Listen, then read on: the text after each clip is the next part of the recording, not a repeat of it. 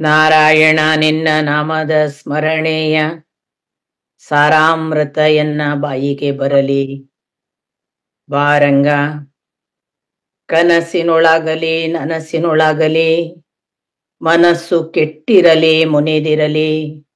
ಜನಕಜಾಪತಿ ನಿನ್ನ ಅಭೀಷ್ಟದ ಸ್ಮರಣೆಯ ಅಷ್ಟಾಕ್ಷರ ಮಂತ್ರ ಜಪಿಸುವ ಹಾಗೆ ಬಾರಂಗ. ಅಮೆರಿಕದ ಈ ನೆಲದಲ್ಲಿ ದೂರದಿಂದಲೇ ನಿಮ್ಮನ್ನ ನೋಡುವ ವಿಸ್ತಾರಕ್ಕೆ ವಿಶೇಷ ಅರ್ಥವ್ಯಾಪ್ತಿ ಇದೆ ಅನ್ನುವುದನ್ನು ಒಪ್ಪಿಕೊಳ್ಳುವ ಅನಿವಾರ್ಯತೆಯ ಈ ತಂತ್ರಜ್ಞಾನಕ್ಕೂ ನಮಿಸಿ, ನಿಮಗೆಲ್ಲರಿಗೂ ನೀವು ಒಂದು ಕುಟುಂಬವಾಗಿ ಬದುಕ್ತಾ ಇರುವ ಶಿವಳ್ಳಿ ಹೆಸರಿನಲ್ಲಿರುವಂತಹ ಅಷ್ಟು ಕುಟುಂಬದ ಸದಸ್ಯರಿಗೂ ಮತ್ತು ಎಲ್ಲ ನನ್ನನ್ನ ಬಲ್ಲವರಲ್ಲದೇ ಇರುವವರು ಕೂಡ ಬಲ್ಲವರು ಅನ್ನುವ ಭಾವದಿಂದ ಎಲ್ಲ ಹಿರಿಕಿರಿಯರ ಪದತಲಕ್ಕೆ ಹಣೆ ಹಚ್ಚಿ ನಮಸ್ಕಾರ. ಇವತ್ತು ಒಂದು ದೃಷ್ಟಿಯಿಂದ ಗಣಪತಿ ಅಣ್ಣ ಅವರು ಮಾಡಿದ ಪರಿಚಯವೇ ನನ್ನ ಅಂತರಂಗ ಯಾತ್ರೆಗೆ ಪರಿವಿಡಿ ಅಂತ ನಾನು ಭಾವಿಸ್ತೇನೆ. ಯಾಕೆಂದ್ರೆ ನಾವು ಅಂತರಂಗ ಯಾತ್ರೆ ಅನ್ನು ಮಾತಾಡುವಾಗ ಪ್ರಾರಂಭ ಮಾಡುವುದು ಹೊರಗಿನ ವಿವರಣೆಯಿಂದ. ಈಗ ನಮ್ಮನ್ನ ನಾವು ಪರಿಚಯಿಸಿಕೊಳ್ಳುವ ಈ ಪರಿಕ್ರಮದಲ್ಲಿ ಗಣಪತಿ ಅಣ್ಣ ಬಹಳ ದೊಡ್ಡ ಒಂದು ಪರಿಚಯದ ದೀರ್ಘ ವಿವರಣೆಯನ್ನ ಕೊಟ್ಟರು. ಅದು ಎಷ್ಟು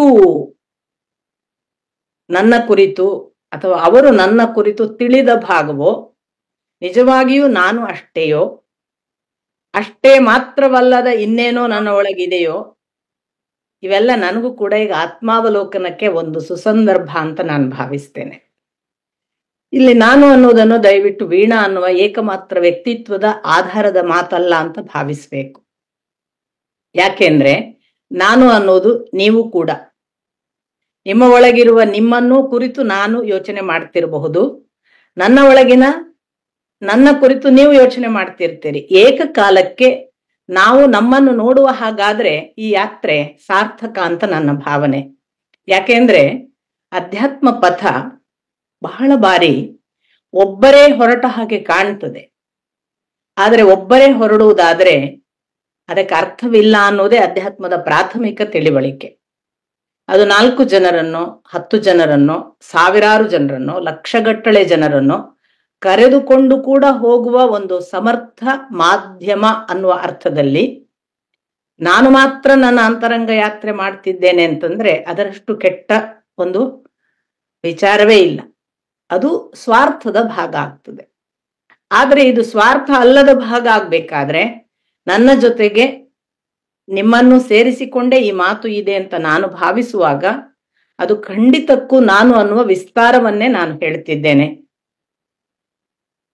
ನಿಮಗೆ ಹೆಚ್ಚು ನಾನು ನನ್ನ ಇಷ್ಟು ದಿನದ ಮಾತುಗಳ ಆಧಾರದ ಮೇಲೆ ನನ್ನ ಅಪ್ಪನನ್ನ, ನನ್ನ ಗುರುಗಳನ್ನ, ನನ್ನ ಒಡನಾಟಕ್ಕೆ ಬಂದ ಅನೇಕ ಮಹನೀಯರನ್ನ, ಪುತ್ತೂರು ಅಜ್ಜ ಇರ್ಬೋದು, ಲಕ್ಷ್ಮೀಶ್ ತೊಳ್ಪಾಡಿಯವರು ಇರ್ಬೋದು, ಬಹುಶಃ ಸಿದ್ದೇಶ್ವರ ಶ್ರೀಗಳು ಕೂಡ ಅದೇ ಮಾದರಿಯಲ್ಲಿ KS ನಾರಾಯಣಾಚಾರ್ಯರಂಥವರು, ಅಂದ್ರೆ ಎಲ್ಲರನ್ನೂ ನಾನು ಯಾವಾಗ್ಲೂ ಒಂದು ಮಾತು ನನ್ನ ಜೀವನದಲ್ಲಿ ಬಹಳ ಗಟ್ಟಿಯಾಗಿ ನಂಬೋದು, ಒಬ್ಬ ರಾಮ, ಒಬ್ಬ ಕೃಷ್ಣ, ಒಬ್ಬನೇ ದೊಡ್ಡವನಾಗ್ಲಿಲ್ಲ. ಅವನು ದೊಡ್ಡವನಾಗಬೇಕಾದ್ರೆ ಅವನ ಜೊತೆಗೆ ಒಂದು ದೇವತಾ ಸಮೂಹವೇ ಅವತರಿಸಿ ಬಂತು ಅಂತ ನಮಗೆ ಅವತಾರದ ಕಥೆಗಳೆಲ್ಲ ಸ್ಪಷ್ಟಪಡಿಸ್ತವೆ. ಅಂದ್ರೆ ಒಬ್ಬ ರಾಮಚಂದ್ರ ನಮಗೆ ಇಷ್ಟು ದೊಡ್ಡವನಾಗಿ ಕಾಣಿಸ್ಬೇಕಾದ್ರೆ ಅವನಿಗೆ ಪೂರ್ವದಲ್ಲಿ ಇಡೀ ಒಂದು ವಾನರ ಸೇನೆಯೇ ಬ್ರಹ್ಮನಿಂದ ಕಳುಹಿಸಲ್ಪಟ್ಟಿತ್ತು.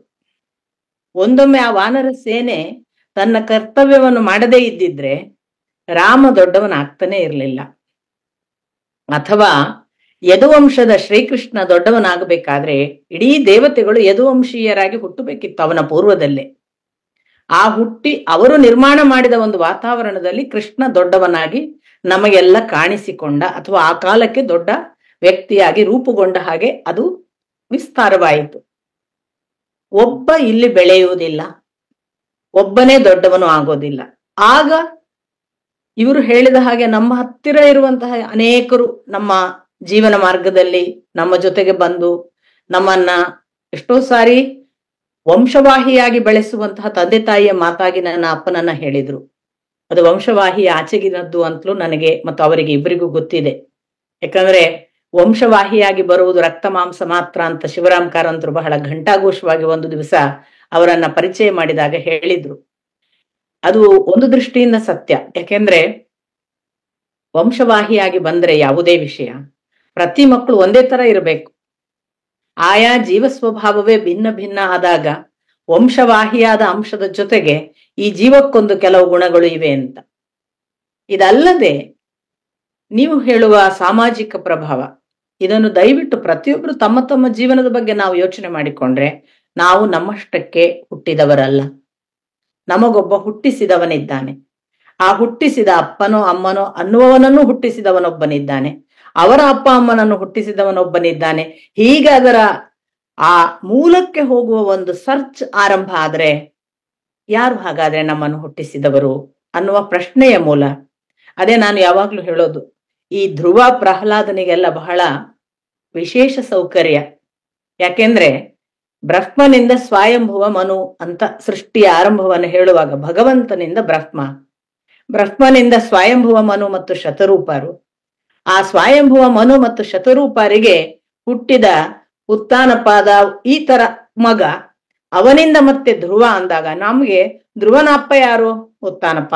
ಉತ್ತಾನಪಾದನ ಅಪ್ಪ ಯಾರು? ಹೀಗೆ ಕೇಳ್ಕೊತ ಹೋದ್ರೆ ಬ್ರಹ್ಮ, ಸ್ವಯಂಭುವ ಮನುವಿನ ಅಪ್ಪ ಯಾರು? ಬ್ರಹ್ಮನ ಅಪ್ಪ ಯಾರು? ಭಗವಂತ.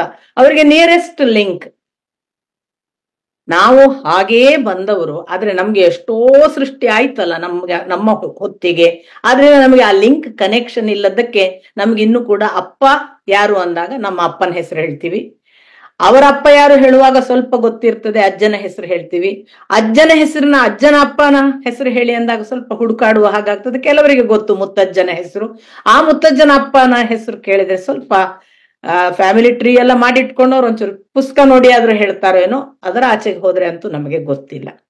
ಸೊ ಒಂದು ರೂಟಿನ ಮಿಸ್ಸಿಂಗ್ ಫ್ಯಾಕ್ಟರ್ಸ್ ನಮ್ಮ ಎಲ್ಲರ ಬದುಕಿನಲ್ಲಿ ಇದೆ. ಈ ಮಿಸ್ಸಿಂಗ್ ಫ್ಯಾಕ್ಟರ್ ಖಂಡಿತ ಈ ದೇಹಕ್ಕೆ ಸಂಬಂಧಪಟ್ಟದ್ದಲ್ಲ ಅಂತ ಒಂದನೇದು ಪ್ರಾಥಮಿಕ ತಿಳುವಳಿಕೆ ಇದು. ಇನ್ನು ನಾನು ಬಹಳ ಈಗಾಗಲೇ ಅನೇಕರು ಹೇಳುವ ಹಾಗೆ ಆದಷ್ಟು ಸರಳ ಮಾಡಿ ಬದುಕನ್ನು ನೋಡಕ್ ಸಾಧ್ಯ. ವಾಸ್ತವಿಕ ಆದಷ್ಟು ಅಧ್ಯಾತ್ಮವನ್ನ ಸರಳ ಹೇಳ್ಬೇಕು ಅನ್ನೋದು ನನಗಿರುವ ಮೊದಲನೆಯ ಕಾಳಜಿ. ಯಾಕಂದ್ರೆ ಅಧ್ಯಾತ್ಮ ಅಂದ್ರೇನೆ ನಮ್ಗೆ ಅರ್ಥ ಆಗೋದು ಬಹುಶಃ ಯಾರೋ ಎಲ್ಲಾ ದಾಟಿದವರಿಗೆ ಮಾತ್ರ ದಾರಿ ಅಂತೆಲ್ಲ ಸ್ವಲ್ಪ ಕಲ್ಪನೆಯ ದೋಷಗಳು ಆಗಬಾರ್ದು ಅಂತ. ಅಧ್ಯಾತ್ಮ ಯಾರಿಗೂ ಸಲ್ಲಬಹುದಾದ ಮತ್ತು ಎಲ್ಲರ ಒಳಗೂ ಅದು ಅಂಥದ್ದೊಂದು ಹಸಿವು ಖಂಡಿತ ಇದೆ. ಇಲ್ಲದ್ರೆ ನೀವು ಇಷ್ಟೊತ್ತಿಗೆಲ್ಲ ಎಚ್ಚರ ಇದ್ಕೊಂಡು ಇದನ್ನು ಕೇಳಬೇಕು ಅಂತ ಕೂತ್ಕೊಳ್ತೀರಿ ಅಂತಂದ್ರೆ ಪ್ರತಿಯೊಬ್ಬರಿಗೂ ಎಲ್ಲೋ ಒಂದು ವಾಯ್ಡ್ ಇದೆ, ಎಲ್ಲೋ ಒಂದು ಕೊರತೆ ಇದೆ, ಒಂದು ವ್ಯಾಕ್ಯೂಮ್ ಇದೆ. ಅದು ಎಲ್ಲೋ ನಿರ್ವಾತ. ಆ ಜಾಗವನ್ನ ತುಂಬಲಿಕ್ಕೆ ಏನೋ ಹುಡುಕ್ತಿದ್ದೇವೆ ನಾವು.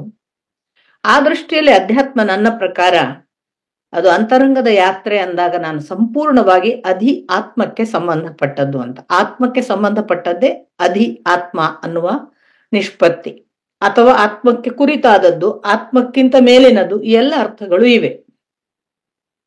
ಈ ಅಂತರಂಗ ಯಾತ್ರೆ ಅಂತ ನಾನು ಹೇಳುವಾಗ ನಾನು ಪ್ರಾರಂಭ ಮಾಡ್ತೇನೆ ನಿಮ್ಗೂ ಕೂಡ ಅನ್ನಿಸುವ ಹಾಗೆ ಇದೆ ಅಂತ ಅನ್ನುವ ಕಾರಣಕ್ಕಾಗಿ. ಒಬ್ಬ ಮನುಷ್ಯ ಒಂದು ಮಗುವಾಗಿ ಹುಟ್ಟುತ್ತಾನೆ. ಹುಟ್ಟುವ ದೇಹಕ್ಕೆ ಆಗ ಇನ್ನು ಪುಟ್ಟ ಮಗುವಿನ ಅವಸ್ಥೆಯಲ್ಲಿರುವಾಗ ತಾಯಿಯೇ ಸಂಪೂರ್ಣ ಆಸರೆ. ಆ ತಾಯಿ ಎತ್ತಿದ್ರೆ ಉಂಟು, ಮಲಗಿಸಿದ್ರೆ ಉಂಟು, ಸ್ನಾನ ಮಾಡಿಸಿದ್ರೆ ಉಂಟು, ಹಾಲು ಊಡಿದ್ರೆ ಉಂಟು. ಆ ಮಗುವಿಗೆ ಅಳುವುದು ಮಾತ್ರ ಕೆಲಸ. ಹೀಗೊಂದು ತೊಟ್ಟಿಲಿನ ಶಿಶು ಕಾಲಾಂತರದಲ್ಲಿ ಅಮ್ಮನ ಹಾಲು ಊಡ್ತಾ, ಅಮ್ಮ ಉಣಿಸಿದ ಆ ಹಾಲಿನ ಫಲವಾಗಿ ಬೆಳೀತಾ ಸ್ವಲ್ಪ ಅದರ ಕಾಲಿಗೆ ಕೈಗೆ ಶಕ್ತಿ ಬರುವ ಹಂತ ಬಂದಾಗ ಅದು ನಿಧಾನಕ್ಕೆ ಡೊಗ್ಗಾಲು ಹಾಕುತ್ತೆ. ಕೌಚಿ ಬೀಳುತ್ತೆ ಮೊದಲು, ಆ ಬಳಿಕ ಡೊಗ್ಗಾಲು ಹಾಕುತ್ತೆ. ಆ ನಂತರದಲ್ಲಿ ಅದು ತಾನೇ ಸ್ವಲ್ಪ ಮುಂದೆ ಹೋಗುತ್ತೆ. ಹೀಗೆ ಮುಂದೆ ಹೋಗುವ ಮಗು ಮತ್ತೆ ಒಂದು ಆಸರೆ ಹಿಡ್ಕೊಂಡು ನಿಲ್ಲುತ್ತೆ. ನಿಂತ ಮಗು ನಿಧಾನಕ್ಕೆ ಕೈ ಬಿಡುತ್ತೆ, ಹೆಜ್ಜೆ ಹಾಕತ್ತೆ, ನಡೆಯುತ್ತೆ. ಈ ನಡೀತಾ ಇರುವ ಮಗು ನಿಧಾನಕ್ಕೆ ತನ್ನ ಆಕಾರದಲ್ಲೂ ಗಾತ್ರದಲ್ಲೂ ಎತ್ತರ ಕೂಡ ಆಗತ್ತೆ. ಹೀಗೆ ಎತ್ತರ ಆಗ್ತಾ ಆಗ್ತಾ ಅದು ತನ್ನ ಭಾಷೆಯನ್ನು ಕೂಡ ತಾನು ರೂಢಿಸಿಕೊಂಡ ಹಾಗೆ ಮನೆಯ ತರಬೇತಿನಿಂದ ಅಮ್ಮ ಹೇಳುವ ಪರಿಭಾಷೆಗಳನ್ನ ತಿಳಿತಾ ತಿಳಿತಾ ತನ್ನ ಭಾಷೆಗೆ ಒಂದು ಅಭಿವ್ಯಕ್ತಿಯ ಮಾಧ್ಯಮವಾಗಿ ಮಾತಾಡಕ್ ಶುರು ಮಾಡುತ್ತೆ. ಇದೆಲ್ಲ ಒಂದು ಪ್ರೋಸೆಸ್ ಆಗಿ ನಮಗೆಲ್ಲರಿಗೂ ಗೊತ್ತಿದೆ. ನಾವೆಲ್ಲರೂ ಇಂಥದೊಂದು ಶೈಶವಾವಸ್ಥೆಯಿಂದ ಮಗು ಬೆಳೀತಾ ಬೆಳೀತಾ ಅದು ತನ್ನ ಭಾಷಾಭಿವ್ಯಕ್ತಿಯನ್ನು ವ್ಯಕ್ತಪಡಿಸುವ ಹಂತದವರೆಗೂ ಕೂಡ ನಮ್ಗೆಲ್ಲರಿಗೂ ನಾವು ನಮ್ಮ ಜೀವನವನ್ನು ಕೂಡ ನಡೆದಿದ್ದೇವೆ. ಅಷ್ಟು ಮಾತ್ರ ಆಗದೆ ಒಂದು ಹಂತದ ನಂತರ ಆ ಮಗು ತನ್ನ ಅಪ್ಪ ಅಮ್ಮನ ಅಳತೆಯ ಆಚೆಗೆ ಬೆಳಿಲಿಕ್ಕೆ ಪ್ರಾರಂಭ ಮಾಡುತ್ತೆ. ಅದು ಬೆಳೆಯುವ ಹೊತ್ತಿಗೆ ಅದು ಅಪ್ಪ ಅಮ್ಮ ಹಾಕಿಕೊಟ್ಟ ಯಾವುದೋ ಒಂದು ಮಾರ್ಗದರ್ಶನ, ಸಂಸ್ಕಾರ, ಅದರ ಜೊತೆಗೆ ಇದ್ದಂತಹ ಯಾವುದೋ ಒಂದು ಕೆಲವು ತರಬೇತಿ ಮತ್ತು ತಾನು ಒಪ್ಪಿಕೊಂಡ ಕೆಲವು ನಂಬಿಕೆ ಮತ್ತೊಂದನ್ನು ತೆಗೆದುಕೊಂಡು ಹೋಗ್ತಿರ್ಬೋದು. ಆದ್ರೆ ಏಕಕಾಲಕ್ಕೆ ಅದು ಅಪ್ಪ ಅಮ್ಮನಿಗಿಂತ ಆಚೆಗೆ ತನ್ನದೇ ಒಂದು ವಲಯವನ್ನು ನಿರ್ಮಾಣ ಮಾಡಿಕೊಂಡು ತನ್ನ ವ್ಯಕ್ತಿತ್ವವನ್ನು ರೂಪಿಸ್ತಾ ರೂಪಿಸ್ತಾ ಅದಕ್ಕೆ ಇನ್ನೊಂದು ಅವಸ್ಥೆ ಬರುತ್ತೆ. ಅದು ಯೌವನ ಅನ್ಕೊಳ್ಳಿ. ಆ ಯೌವನಾವಸ್ಥೆಯಲ್ಲಿ ಅದು ಯಾರನ್ನು ಆಯ್ಕೆ ಮಾಡುತ್ತೆ, ಯಾರ ಜೊತೆಗೂ ಇರುತ್ತೆ, ಅದರ ಗೆಳೆಯರು ಗೆಳತಿಯರು. ಇದೊಂದು ಪ್ರೋಸೆಸ್ ಆದ ನಂತರ ಅದಕ್ಕೊಂದು ಮದುವೆ, ಸಂಸಾರ, ವೃದ್ಧಾಪ್ಯದವರೆಗಿನ ಒಂದು ಪ್ರೋಸೆಸ್ ನಲ್ಲಿ ಅದು ತನ್ನ ವ್ಯಕ್ತಿತ್ವದ ಕೆಲವು ಛಾಪುಗಳನ್ನೆಲ್ಲ ಮೂಡಿಸಿಕೊಂಡು ಆ ಹುಟ್ಟಿದ ಮಗುವಿನ ಯಾವುದೋ ಅನ್ನೋನ್ ಅನ್ಐಡೆಂಟಿಫೈಡ್ ಎಕ್ಸಿಸ್ಟೆನ್ಸಿನ ಆಚೆಗೆ ಒಂದು ಐಡೆಂಟಿಫಿಕೇಶನ್ ಅನ್ನು, ತನ್ನದೇ ಆದ ಒಂದು ಇರುವಿಕೆಯ ಅಸ್ತಿತ್ವವನ್ನು ಮತ್ತು ತಾನು ಅನ್ನುವ ಒಂದು ವ್ಯಕ್ತಿತ್ವದ ತನಗೇ ಗೊತ್ತಾಗುವಂತಹ ಪರಿಚಯವನ್ನು ತನಗೆ ತಾನು ಮಾತ್ರ ಮಾಡುವುದಲ್ಲ, ಸಮಾಜಕ್ಕೂ ಕೂಡ ತನ್ನನ್ನು ಇಂಟ್ರೊಡ್ಯೂಸ್ ಮಾಡುವ ಹಾಗೆ ಒಂದು ಸ್ಥಾನಮಾನವನ್ನ ಪಡೀತದೆ. ಅದು ಎಂಥದೇ ಮಟ್ಟದಲ್ಲಿರ್ಲಿ. ನಾನು ಇದನ್ನು ಹೇಳುವಾಗ ಒಬ್ಬ ಲೇಮ್ಯಾನ್ ಕೂಡ ನನ್ನ ಕಣ್ಣಿನಲ್ಲಿದ್ದಾನೆ. ಲೇಮ್ಯಾನಿಗೂ ಒಂದು ಅಸ್ತಿತ್ವ ಇದೆ. ನಾವು ಬಹಳ ಡಿಗ್ನಿಫೈಡ್, ಬಹಳ ದೊಡ್ಡ ಪೋಸ್ಟಿನವ್ರು ಮಾತ್ರ ಐಡೆಂಟಿಫಿಕೇಶನ್ ತಗೊಳ್ತೇವೆ ಅಂತ ಖಂಡಿತ ಪ್ರತಿ ಮಗು ಕೂಡ ಬೆಳೀತಾ ಒಬ್ಬ ಕುಡುಕಾಗಿ ಐಡೆಂಟಿಫೈ ಆಗ್ತಾನೆ ಅಂತ ಇಟ್ಕೊಳ್ಳಿ, ಒಬ್ಬ ಕೇಡಿಗಾಗಿ ಐಡೆಂಟಿಫೈ ಆಗ್ತಿರ್ಬೋದು, ಗೊತ್ತಿಲ್ಲ. ಬಟ್ ಅವರು ಇದ್ದಾರೆ. ಆ ತರ ಒಂದು ಬೆಳವಣಿಗೆ ಒಬ್ಬ ವ್ಯಕ್ತಿ ಪಡಿತಾನೆ, ಇವನೊಬ್ಬ ಇದ್ದಾನೆ ಅಂತ. ಹೀಗೊಂದು ಪ್ರೋಸೆಸ್ ನಲ್ಲಿ ಬೆಳೀತಾ ಹೋದಂತಹ ವ್ಯಕ್ತಿ ದೈಹಿಕವಾಗಿ ಬೆಳೆದು ಮುಂದೆ ಆ ಹೊತ್ತಿಗೆ ಅವನ ಯೌವನ ಕಾಲವನ್ನ, ಅವನ ಹುಡುಗಾಟದ ವಯಸ್ಸಿನಲ್ಲಿ ಅವನು ಮರ ಏರ್ಬಹುದು, ಗಿಡ ಏರ್ಬಹುದು, ಅಥವಾ ಸಾಹಸದ ಏನೇನೋ ಕೆಲಸಗಳನ್ನು ಮಾಡಬಹುದು. ಬೆಟ್ಟ ಏರಿರಬಹುದು, ಬೈಕ್ ಬಿಟ್ಟಿರ್ಬೋದು, ಸೈಕಲ್ ಕಲ್ತಿರ್ಬಹುದು, ಈಜು ಕಲ್ತಿರ್ಬಹುದು. ಇದೊಂದು ದೈಹಿಕ ಸಾಹಸದ ಒಂದು ಭಾಗವಾಗಿ ಅವನ ಬೆಳವಣಿಗೆ ಆಗ್ತಿರ್ತದೆ. ನಂತರದಲ್ಲಿ ಅವನು ಅದನ್ನ ವೃದ್ಧಾಪ್ಯದವರೆಗೂ ಕೂಡ ಮುಂದುವರಿಸ್ತಾನೆ. ಕಾಲಾಂತರದಲ್ಲಿ ಒಂದು ವೃದ್ಧಾಪ್ಯ ಆವರಿಸಿದ ಮೇಲೆ ಮತ್ತೆ ಕೈಕಾಲು ಬಲ ಕಳೆದುಕೊಳ್ತದೆ. ಅದೇ ಥರದ ಒಂದು ಆಧಾರವೋ ಆಲಂಬನವೋ ಬೇಕು ಅನ್ನುವ ಸ್ಥಿತಿ ತಲುಪ್ತಾನೆ.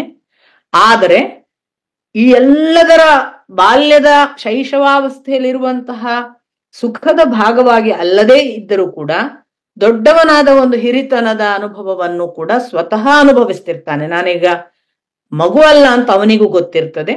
ಏಕಕಾಲಕ್ಕೆ ಅಕ್ಕಪಕ್ಕ ಇರುವವರು ಕೂಡ ಅವನನ್ನೊಬ್ಬ ದೊಡ್ಡವ ಅಂತ ಗೌರವಿಸ್ತಾರೆ. ಕೆಲವರು ಅನಾದರ ಮಾಡ್ತಿರ್ಬೋದು, ಅದು ಈಗಿನ ಮನೋಧರ್ಮಕ್ಕೆ ಅನುಗುಣವಾಗಿ. ಅಲ್ಲದೆ ಹೋದರೆ ಆ ವ್ಯಕ್ತಿತ್ವ ಒಂದು ವಯೋಸಹಜವಾಗಿ ಹಿರಿತನವನ್ನು ಕೂಡ ಅನುಭವಿಸ್ತದೆ. ನನ್ನ ಪ್ರಶ್ನೆ, ನಾವು ಹೀಗೆ ಒಂದು ಬಾಲ್ಯದ ಶೈಶವಾವಸ್ಥೆಯ ಆ ದೈಹಿಕ ಸ್ಥಿತಿಯ ಆಚೆಗೆ ದೇಹ ಬೆಳೆಯುವುದನ್ನು ನೋಡ್ತಲೇ ಇದ್ದೇವೆ. ಪ್ರತಿಯೊಬ್ಬರಿಗೂ ಇದು ಗುರ್ತಿಲ್ಲ ಅಂತಿಲ್ಲ. ದೇಹ ಬೆಳೀತದೆ ಅನ್ನೋದು ಎಲ್ಲರಿಗೂ ಗೊತ್ತು. ದೇಹ ಬೆಳೀತದೆ, ಅದಕ್ಕೊಂದು ಯೌವನ, ಪ್ರಬುದ್ಧಾವಸ್ಥೆ, ಅದರ ನಂತರ ನಿಧಾನಕ್ಕೆ ಅದು ಪ್ರೌಢತ್ವವನ್ನ ದಾಟಿದ ಒಂದು ತರದ ವಾನಪ್ರಸ್ಥಾವಸ್ಥೆ, ಆ ನಂತರ ಅದು ಸನ್ಯಾಸ ಅಂತ ಹೇಳುವ ವೃದ್ಧಾಪ್ಯ. ಆ ಪ್ರೋಸೆಸ್ ಇವತ್ತು ಯಾರಿಗೂ ಗೊತ್ತಿಲ್ಲ ಅಂತಿಲ್ಲ. ನಂಗೆ ಯಾವಾಗ್ಲೂ ಆಶ್ಚರ್ಯ ಆಗುದು, ಇಷ್ಟು ದೇಹ ಬೆಳೆಯುವುದು ಖಚಿತವಾಗಿ ನಮ್ಗೆ ಗೊತ್ತಲ್ಲ, ನಮ್ಮ ಒಳಗಿನ ಜೀವ ಬೆಳೀತದ ಇಲ್ವಾ? ಇದು ನನ್ಗೆ ಬಹಳ ಮುಖ್ಯ ಪ್ರಶ್ನೆ.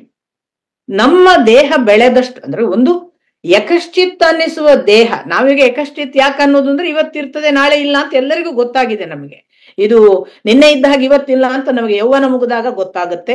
ಒಂದು 50ರ ನಂತರ ಚಂಡ ವೇಗ ಬಂದ ಮೇಲೆ ಭಾಗವತ ಹೇಳುವ ಹಾಗೆ, ಓಹೋ 50ರ ನಂತರ ನೀನೀಗ ಮೊದಲಿನವನಲ್ಲ, ನೀನೆಲ್ಲ ನಿನ್ನ ಬದುಕಿನ ಕ್ರಮಗಳನ್ನು ಬದಲಾಯಿಸಿಕೋ ಅಂತ ವಾರ್ನ್ ಮಾಡುವಂತಹ ಕಾಲ ಪ್ರಮಾಣದ ದೃಷ್ಟಿಯಿಂದಲೂ ಮನುಷ್ಯನಿಗೆ ಅನುಭವಕ್ಕೆ ಬರ್ತದೆ ಪ್ರತಿ ಒಂದು ವಯಸ್ಸು.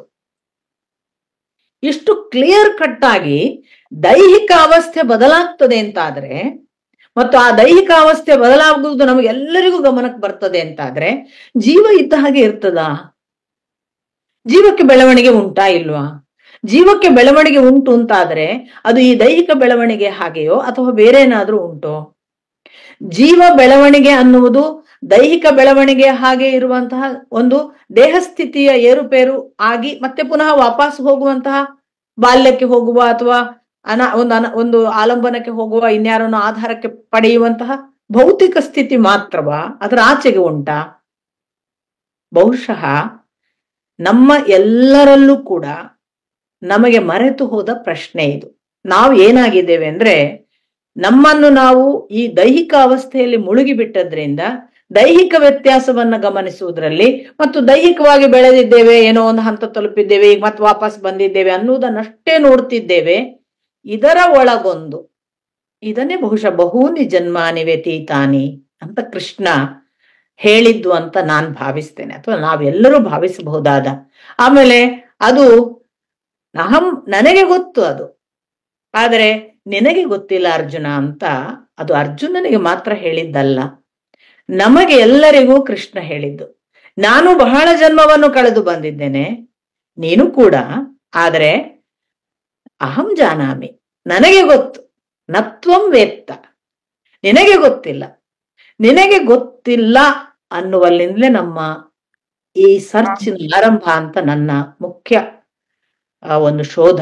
ಯಾಕೆಂದ್ರೆ ಈ ದೇಹದ ಒಳಗಿನ ಜೀವವನ್ನ, ನಮ್ಮ ಅನೇಕ ಇತರ ಜೀವಾವಸ್ಥೆಗಳನ್ನ ನೋಡಿದ್ರೆ, ಅನೇಕ ಪ್ರಾಣಿಗಳಿದ್ದಾವೆ, ಪಕ್ಷಿಗಳಿದ್ದಾವೆ, ಗಿಡಮರಗಳಿದ್ದಾವೆ. ಇವು ಯಾವಕ್ಕೂ ಕೂಡ ಜ್ಞಾನದ ಒಂದು ವಿಸ್ತಾರ, ಅದು ವೇದವ್ಯಾಸರೇ ಹೇಳುವ ಹಾಗೆ, ಇತರರಿಗೆ ಇದ್ದಷ್ಟು ಮನುಷ್ಯ ಅಥವಾ ಎರಡು ಕಾಲಿನ ಮನುಷ್ಯನಿಗಿದ್ದಷ್ಟು ಇತರರಿಗಿಲ್ಲ ಅನ್ನೋದನ್ನು ಅವರು ಸ್ಪಷ್ಟಪಡಿಸ್ತಾರೆ. ನಮ್ಗೆ ಕೂಡ ಗೊತ್ತಾಗುತ್ತೆ ಅನೇಕ ಪಕ್ಷಿ ಪ್ರಾಣಿಗಳನ್ನು ನೋಡುವಾಗ. ಆದ್ರೆ ನಮಗೆ ಇಷ್ಟು ಆ ಜ್ಞಾನ ಎಷ್ಟು ಗಾಢವಾಗಿ ನಮ್ಮನ್ನ ನಾವು ಒಳಗೆ ಹೋಗಿ ನೋಡಿ ಬರುವಷ್ಟೆಲ್ಲ ಸಾಧ್ಯತೆ ಇದ್ರೂ ಕೂಡ ನಾವು ಮಾಡಿಲ್ಲ. ಹಾಗಾದ್ರೆ ಈ ಜೀವದ ಬೆಳವಣಿಗೆಯನ್ನ ನೋಡುವುದು ಹೇಗೆ? ದೇಹದ ಬೆಳವಣಿಗೆ ಕಾಣ್ತದೆ, ದೇಹ ಬೆಳೆಯುವುದು ಕಾಣ್ತದೆ, ಇಳಿಯುವುದು ಕಾಣ್ತದೆ. ಜೀವದ ಬೆಳವಣಿಗೆಯನ್ನು ನೋಡುವುದು ಹೇಗೆ? ಜೀವದ ಬೆಳವಣಿಗೆಯನ್ನು ನೋಡುವುದಕ್ಕಾಗಿಯೇ ಕೃಷ್ಣ ಧ್ಯಾನ ಯೋಗವನ್ನ ಹೇಳಿದ. ಹಾಗೆ ಹೇಳುವಾಗ ಅವನು ಕೊಟ್ಟದ್ದು ಏಕಾಂತದಲ್ಲಿ ಇರಿ, ಅಲ್ಲಿ ಯಾರು ಇಲ್ಲದೆ ಇರುವಂತಹ ಜಾಗವನ್ನ ಆಯ್ಕೆ ಮಾಡಿ, ಆ ಜಾಗವನ್ನ ಹೇಗೆ ಎತ್ತರ ಇಟ್ಕೊಳ್ಬೇಕು ಭೂಮಿಯಿಂದ, ಮತ್ತು ಹೆಚ್ಚು ಎತ್ತರವೂ ಅಲ್ಲ ಹೆಚ್ಚು ಕಡಿಮೆಯೂ ಅಲ್ಲ ಅನ್ನುವಂತಹ ಒಂದು ಜಾಗದಲ್ಲಿ ಯಾಕೆ ಕೂತ್ಕೊಳ್ಬೇಕು, ಹೇಗೆ ಕೂತ್ಕೊಳ್ಬೇಕು, ಕೂತ್ಕೊಳ್ಳುವಾಗ ಮಾಡಿಕೊಳ್ಳಬೇಕಾದಂತಹ ಆಸನದ ರೀತಿ ಯಾವುದು, ಅದು ಒಮ್ಮೆ ಸ್ಥಿರವಾದ ಮೇಲೆ ಉಸಿರಿನ ಮೇಲೆ ಮಾಡಿಕೊಳ್ಳಬೇಕಾದ ಕ್ರಮ ಯಾವುದು, ಆ ಉಸಿರಿನಿಂದ ನೀವು ಮಾಡಿಕೊಳ್ಳಬಹುದಾದಂತಹ ಮೊದಲಿನ ಒಂದು ಪ್ರಾಥಮಿಕ ದೈಹಿಕ ಸ್ಥಿತಿ ಹೇಗೆ ಆರಂಭ ಆಗ್ತದೆ, ಅಲ್ಲಿಂದ ನಂತರ ಹೇಗೆ ಮನಸ್ಸನ್ನು ಚಂಚಲವಿಲ್ಲದ ಹಾಗೆ ಒಂದು ದೀಪದ ಹಾಗೆ ನಿಲ್ಲಿಸುವುದು ಹೇಗೆ, ಇತ್ಯಾದಿ ಇತ್ಯಾದಿ ಹೇಳಿದ್ದಾನೆ. ಕೃಷ್ಣ ಮಾತ್ರ ಅಲ್ಲ, ಇದನ್ನು ಪತಂಜಲಿ, ಇದನ್ನು ನಾವು ಬಹಳ ಪೂರ್ವದಲ್ಲಿ ನೋಡಿದ್ರೆ ಭಾಗವತದ ಪ್ರಕಾರ ಕಪಿಲ ಅವತಾರದಲ್ಲಿ ಇದನ್ನೇ ದೇವಹೂತಿಗೆ ಭಗವಂತ ಸಾಕ್ಷಾತ್ ಮಗನಾಗಿ ಹೇಳಿದ್ದಾನೆ. ಆದ್ರೆ ಇದನ್ನು ಇವತ್ತಿನ ಎಲ್ಲ ಮಾಡರ್ನ್ ಗುರುಗಳು ಹೇಳ್ತಾರೆ, ನೀವು ಹೀಗೆ ಕೂತ್ಕೊಳ್ಳಿ, ನಿಮ್ಗೆ ಹೀಗೆ ಧ್ಯಾನ ಮಾಡ್ಲಿಕ್ಕೆ ನಾವು ಹೇಳ್ಕೊಡ್ತೀವಿ, ನಿಮ್ಗೆ ಧ್ಯಾನ ಮಾಡ್ಲಿಕ್ಕೆ ಹೀಗೆ ಕೂತಾಗ ನಿಮ್ಗೆ ಕುಂಡಲಿನಿ ಜಾಗೃತ ಆಗ್ಬೇಕಾದ್ರೆ ನಾವು ಇಷ್ಟು ನೀವು ಫೀಸ್ ಕೊಟ್ರೆ ನಾವು ಅದನ್ನು ಮಾಡ್ಕೊಡ್ತೀವಿ ಎಲ್ಲ ಹೇಳ್ತಾರೆ. ನನ್ನ ಪ್ರಶ್ನೆ, ಹೀಗೊಂದು ಹೇಳಿಕೊಟ್ಟು ಧ್ಯಾನ ಮಾಡ್ಲಿಕ್ಕೆ ಸಾಧ್ಯನಾ? ಅಂತರಂಗ ಯಾತ್ರೆ ಮಾಡಬೇಕು ಜೀವವನ್ನು ನೋಡ್ಲಿಕ್ಕೆ ಅನ್ನೋದು ಪ್ರಾಥಮಿಕವಾಗಿ ನಾನು ಹೇಳಿದೆ. ಆದರೆ ಹೀಗೊಂದು ಯಾತ್ರೆಯನ್ನ ನಾವು ಯಾರಾದರೂ ಹೇಳಿಕೊಟ್ಟ ಟೆಕ್ನಿಕ್ ಅನ್ನ ಆಧರಿಸಿ, ಒಂದು ವೇಳೆ ಟೆಕ್ನಿಕ್ ಅನ್ನು ಆಧರಿಸಿ ಮಾಡುವುದಾದ್ರೆ, ಕೃಷ್ಣ ಹೇಳಿದ ಟೆಕ್ನಿಕ್ ಹೇಳಿ ಎಷ್ಟು ಸಹಸ್ರ ವರ್ಷಗಳಾದವು. ಆಗ್ಲೇ ಕೃಷ್ಣ ಹೇಳಿದ ಹೀಗೆ ಬರ್ಲಿಕ್ಕೆ ಸಾವಿರಾರು ಜನ ಪ್ರಯತ್ನ ಪಡ್ತಾರೆ, ಅದ್ರಲ್ಲಿ ಒಬ್ರು ನನ್ನ ಹತ್ರ ಬರ್ತಾರೆ. ಹಾಗೆ ಬಂದ 1 ಕೋಟಿ ಜನರಲ್ಲಿ ಯಾರೋ ಒಬ್ರು ನನ್ನನ್ನು ಸೇರ್ತಾರೆ. ಮತ್ತೆ ಎಷ್ಟು ಅವನು ಆ ಕ್ಯಾಟಗರಿ ಮಾಡ್ತಾನೆ. ಹಾಗಾದ್ರೆ ಏನು ಇದು? ಯಾಕೆ ಹಾಗಾದ್ರೆ ಅವನೇ ಟೆಕ್ನಿಕ್ ಅಷ್ಟು ಸ್ಪಷ್ಟ ಹೇಳಿದ್ದಾನೆ. ಕೃಷ್ಣ ಹೇಳಿದ್ದಕ್ಕಿಂತ ಯಾವ ಟೆಕ್ನಿಕ್ ಅಲ್ಲೂ ಕೂಡ ಪತಂಜಲಿ ವ್ಯತ್ಯಾಸ ಮಾಡಿಲ್ಲ. ಕಪಿಲ ಹೇಳಿದ ಟೆಕ್ನಿಕ್ ಕೃಷ್ಣನಿಗಿಂತ ಭಿನ್ನವಿಲ್ಲ. ಅಥವಾ ನೀವೇ ಸ್ಪಷ್ಟವಾಗಿ ನೋಡಿದ್ರೆ ರಜನೀಶ್ ಹೇಳುವ ಟೆಕ್ನಿಕ್ಕು, ಜಿಡ್ಡು ಕೃಷ್ಣಮೂರ್ತಿ ಹೇಳುವಂತಹ ಟೆಕ್ನಿಕ್, ಇವತ್ತಿನ ಆಧುನಿಕ ಎಲ್ಲ ಸದ್ಗುರುಗಳ ಅಂಥವರು ಕೂಡ ಹೇಳುವ ಟೆಕ್ನಿಕ್, ಅದು ಯಾವುದೂ ಕೂಡ ಕೃಷ್ಣ ಹೇಳಿದ್ದಕ್ಕಿಂತ ಹೊಸದು ಏನೂ ಇಲ್ಲ. ಪತಂಜಲಿ ಆಗಲಿ, ಕೃಷ್ಣರಾಗ್ಲಿ, ಕಪಿಲರಾಗ್ಲಿ ಯಾರು ಹೇಳಿದ್ದು ಕೂಡ ಕಪಿಲನೇ ಹೇಳಿದ ಪ್ರಥಮ ವಿವರಣೆ ಭಾಗವತದಲ್ಲಿ ಬರುವಂತಹ ಪ್ರಥಮ. ಯಾಕೆ ಕಪಿಲ ಮೊದಲಿನ ಅವತಾರ, ಆ ಬಳಿಕ ಕೃಷ್ಣ ಅವತಾರ. ಆ ಅರ್ಥದಲ್ಲಿ ನಾನು ಹೇಳೋದು, ಕಪಿಲ ಹೇಳಿದ ಧ್ಯಾನ ಮಾರ್ಗಕ್ಕಿಂತ ಬಹಳ ಭಿನ್ನವಾದ, ಡಿಫರೆಂಟ್ ಆದ ಯಾವ ವ್ಯತ್ಯಾಸವನ್ನು ಕೂಡ ಆಧುನಿಕ ಇವತ್ತಿನ ಗುರುಗಳವರೆಗೆ ಯಾರು ಹೇಳಿಲ್ಲ. ಹಾಗಾದ್ರೆ ಯಾಕಪ್ಪ, ನಮಗೆ ಯಾಕೆ, ಎಲ್ಲರಿಗೂ ಯಾಕೆ ಸಾಧ್ಯ ಆಗುದಿಲ್ಲ? ಈ ಧ್ಯಾನ ಅನ್ನೋದು ಯಾಕೆ ಕೆಲವರಿಗೆ ಮಾತ್ರ ಸಂಭವಿಸ್ತದೆ? ಈಗ ನಾನ್ ನಿಮ್ಮನ್ನ ಕೆಲವರಿಗೆ ಮಾತ್ರ ಸಂಭವಿಸ್ತದೆ ಅಂದ ಕೂಡಲೇ ನಿಮ್ಮನ್ನ ಡಿಫರ್ ಮಾಡ್ತೀನಿ, ನೀವು ಇದಕ್ಕಲ್ಲ, ಯಾರೋ ಕೆಲವರು ಮಾತ್ರ ಅಂತ ಖಂಡಿತ ಭಾವಿಸ್ಬೇಡಿ. ನಾವು ಯಾರೇ ಆಗಿರಬಹುದು ಅನ್ನೋದು ಕೂಡ ನಮ್ಮ ಮನಸ್ಸಿನಲ್ಲಿ ನಾವು ಇಟ್ಕೊಳ್ಬೇಕಾದ ಎಚ್ಚರ. ಈ ಧ್ಯಾನ ಯಾರಿಗೆ ಸಾಧ್ಯ? ನನ್ನಲ್ಲಿ ಬಹಳ ಜನ ಕೇಳುವ ಪ್ರಶ್ನೆ, ಯಾಕೆ ಧ್ಯಾನವನ್ನ ಹೇಳ್ಕೊಡ್ಬಾರದು ನೀವು ಅಂತ. ನಾನು ನಿಮ್ಗೊಂದು ಬಹಳ ಮುಕ್ತವಾಗಿ ನಿಮ್ಮ ಜೊತೆ ಹೇಳೋದು, ಅಥವಾ ನಾನು ಬಹಳ ಜನರಿಗೆ ನನಗೆ ವೈಯಕ್ತಿಕವಾಗಿ ಪ್ರಶ್ನಿಸಿದವರಿಗೆಲ್ಲ ಹೇಳಿರುವ ಮಾತು, ಅಧ್ಯಾತ್ಮ ಅಥವಾ ಅಂತರಂಗದ ಯಾತ್ರೆ ಅನ್ನುವುದು ಯಾರಾದ್ರೂ ಹೇಳಿಕೊಟ್ಟ ಗೈಡ್ ಲೈನ್ಸ್ ಇಟ್ಕೊಂಡು ನಡೆಯುವ ಪಥ ಅಲ್ಲ. ನೀವು ಹೇಳ್ಬೋದರೆ ನಿಮ್ ಗುರುಗಳಿದ್ರಲ್ಲ, ನಿಮ್ ಗುರುಗಳು ಹೇಳ್ಕೊಟ್ಟಿರ್ಬೇಕು, ಅದಕ್ಕೆ ನೀವು ಹೀಗೆ ಮಾತಾಡ್ತೀರಿ. ನಾನು ಇವತ್ತು ಕೂಡ ನಿಮ್ಮ ಜೊತೆಗೆ ಬಹಳ ಮುಕ್ತವಾಗಿ, ಪ್ರಾಮಾಣಿಕವಾಗಿ, ಈಗ ಗಣಪತಿ ಅಣ್ಣ ಹೇಳಿದ ಹಾಗೆ ನಾನು ಬಹಳ ಆದಷ್ಟು ಪಾರದರ್ಶಕವಾಗಿ ಇರುವವಳಾದ್ರಿಂದ ಒಳ ಹೊರಗೆ ಇಲ್ಲದೆ ಹೇಳೋದು, ಒಂದೇ ಒಂದು ಮಾತನ್ನು ನನಗೆ ಗುರುಗಳು ಹೀಗೆ ಮಾಡು ಅಂತ ಹೇಳಲಿಲ್ಲ. ಆದರೆ ನನ್ನ ಗುರುಗಳ ಜೊತೆಗೆ ಹೋದ ಅನುಭವದಿಂದ ನಾನು ಹೇಳುವ ಮಾತು, ಇಟ್ ಹ್ಯಾಸ್ ಟು ಹ್ಯಾಪನ್. ಅದು ತನ್ನ ಪಾಡಿಗೆ ಸಂಭವಿಸಬೇಕು. ಸಂಭವಿಸುವುದು ಹೇಗೆ ಮತ್ತು ಯಾಕೆ ಅದು ಅವನಿಗೆ ಗೊತ್ತು. ಯಾರಿಗೆ ಸಂಭವಿಸಬೇಕು, ಎಲ್ಲಿ ಸಂಭವಿಸಬೇಕು ಅದಕ್ಕೂ ಕೂಡ ವಿವರಣೆಗಳಿಲ್ಲ. ಒಂದು ದಿನವೂ ಕಣ್ಣು ಮುಚ್ಚಿ ಕೂತ್ಕೊಳ್ಳಿ. ಈಗಿನ ಜನಾಂಗಕ್ಕಾದ್ರೂ, ಅಂದ್ರೆ 2000 ನಂತರದ ಜನಾಂಗಕ್ಕೆ ಕಣ್ಮುಚ್ಚಿ ಕೂತ್ಕೊಳ್ಬೇಕು, 20 ನಿಮಿಷ ಧ್ಯಾನ ಮಾಡ್ಬೇಕು ಅನ್ನೋದು ಅಟ್ಲೀಸ್ಟ್ ಪರಿಚಯ ಇರುವ ಒಂದು ಸಿಲೆಬಸ್. ನಮಗೆ 90s ಅಲ್ಲಿ ಕಣ್ಮುಚ್ಚಿ ಕೂತ್ಕೊಳ್ಬೇಕು ಅಂದ್ರೆ ನಮ್ಗೆ ಗೊತ್ತೇ ಇರ್ಲಿಲ್ಲ. ನಮ್ಗೆ ದೇವಸ್ಥಾನಕ್ಕೆ ಹೋದ್ರೆ ಕಣ್ಮುಚ್ಚಿ ನಮಸ್ಕಾರ ಮಾಡಿದ್ರೆ ಹೆಚ್ಚು. 20 ನಿಮಿಷ ಕೂತ್ಕೊಳ್ಳುವ ಒಂದು ಆ ಪರಿಜ್ಞಾನವೇ ಇರ್ಲಿಲ್ಲ. ಧ್ಯಾನ ಅನ್ನುವ ಕಾನ್ಸೆಪ್ಟೇ ಗೊತ್ತಿಲ್ಲದ ಕಾಲ.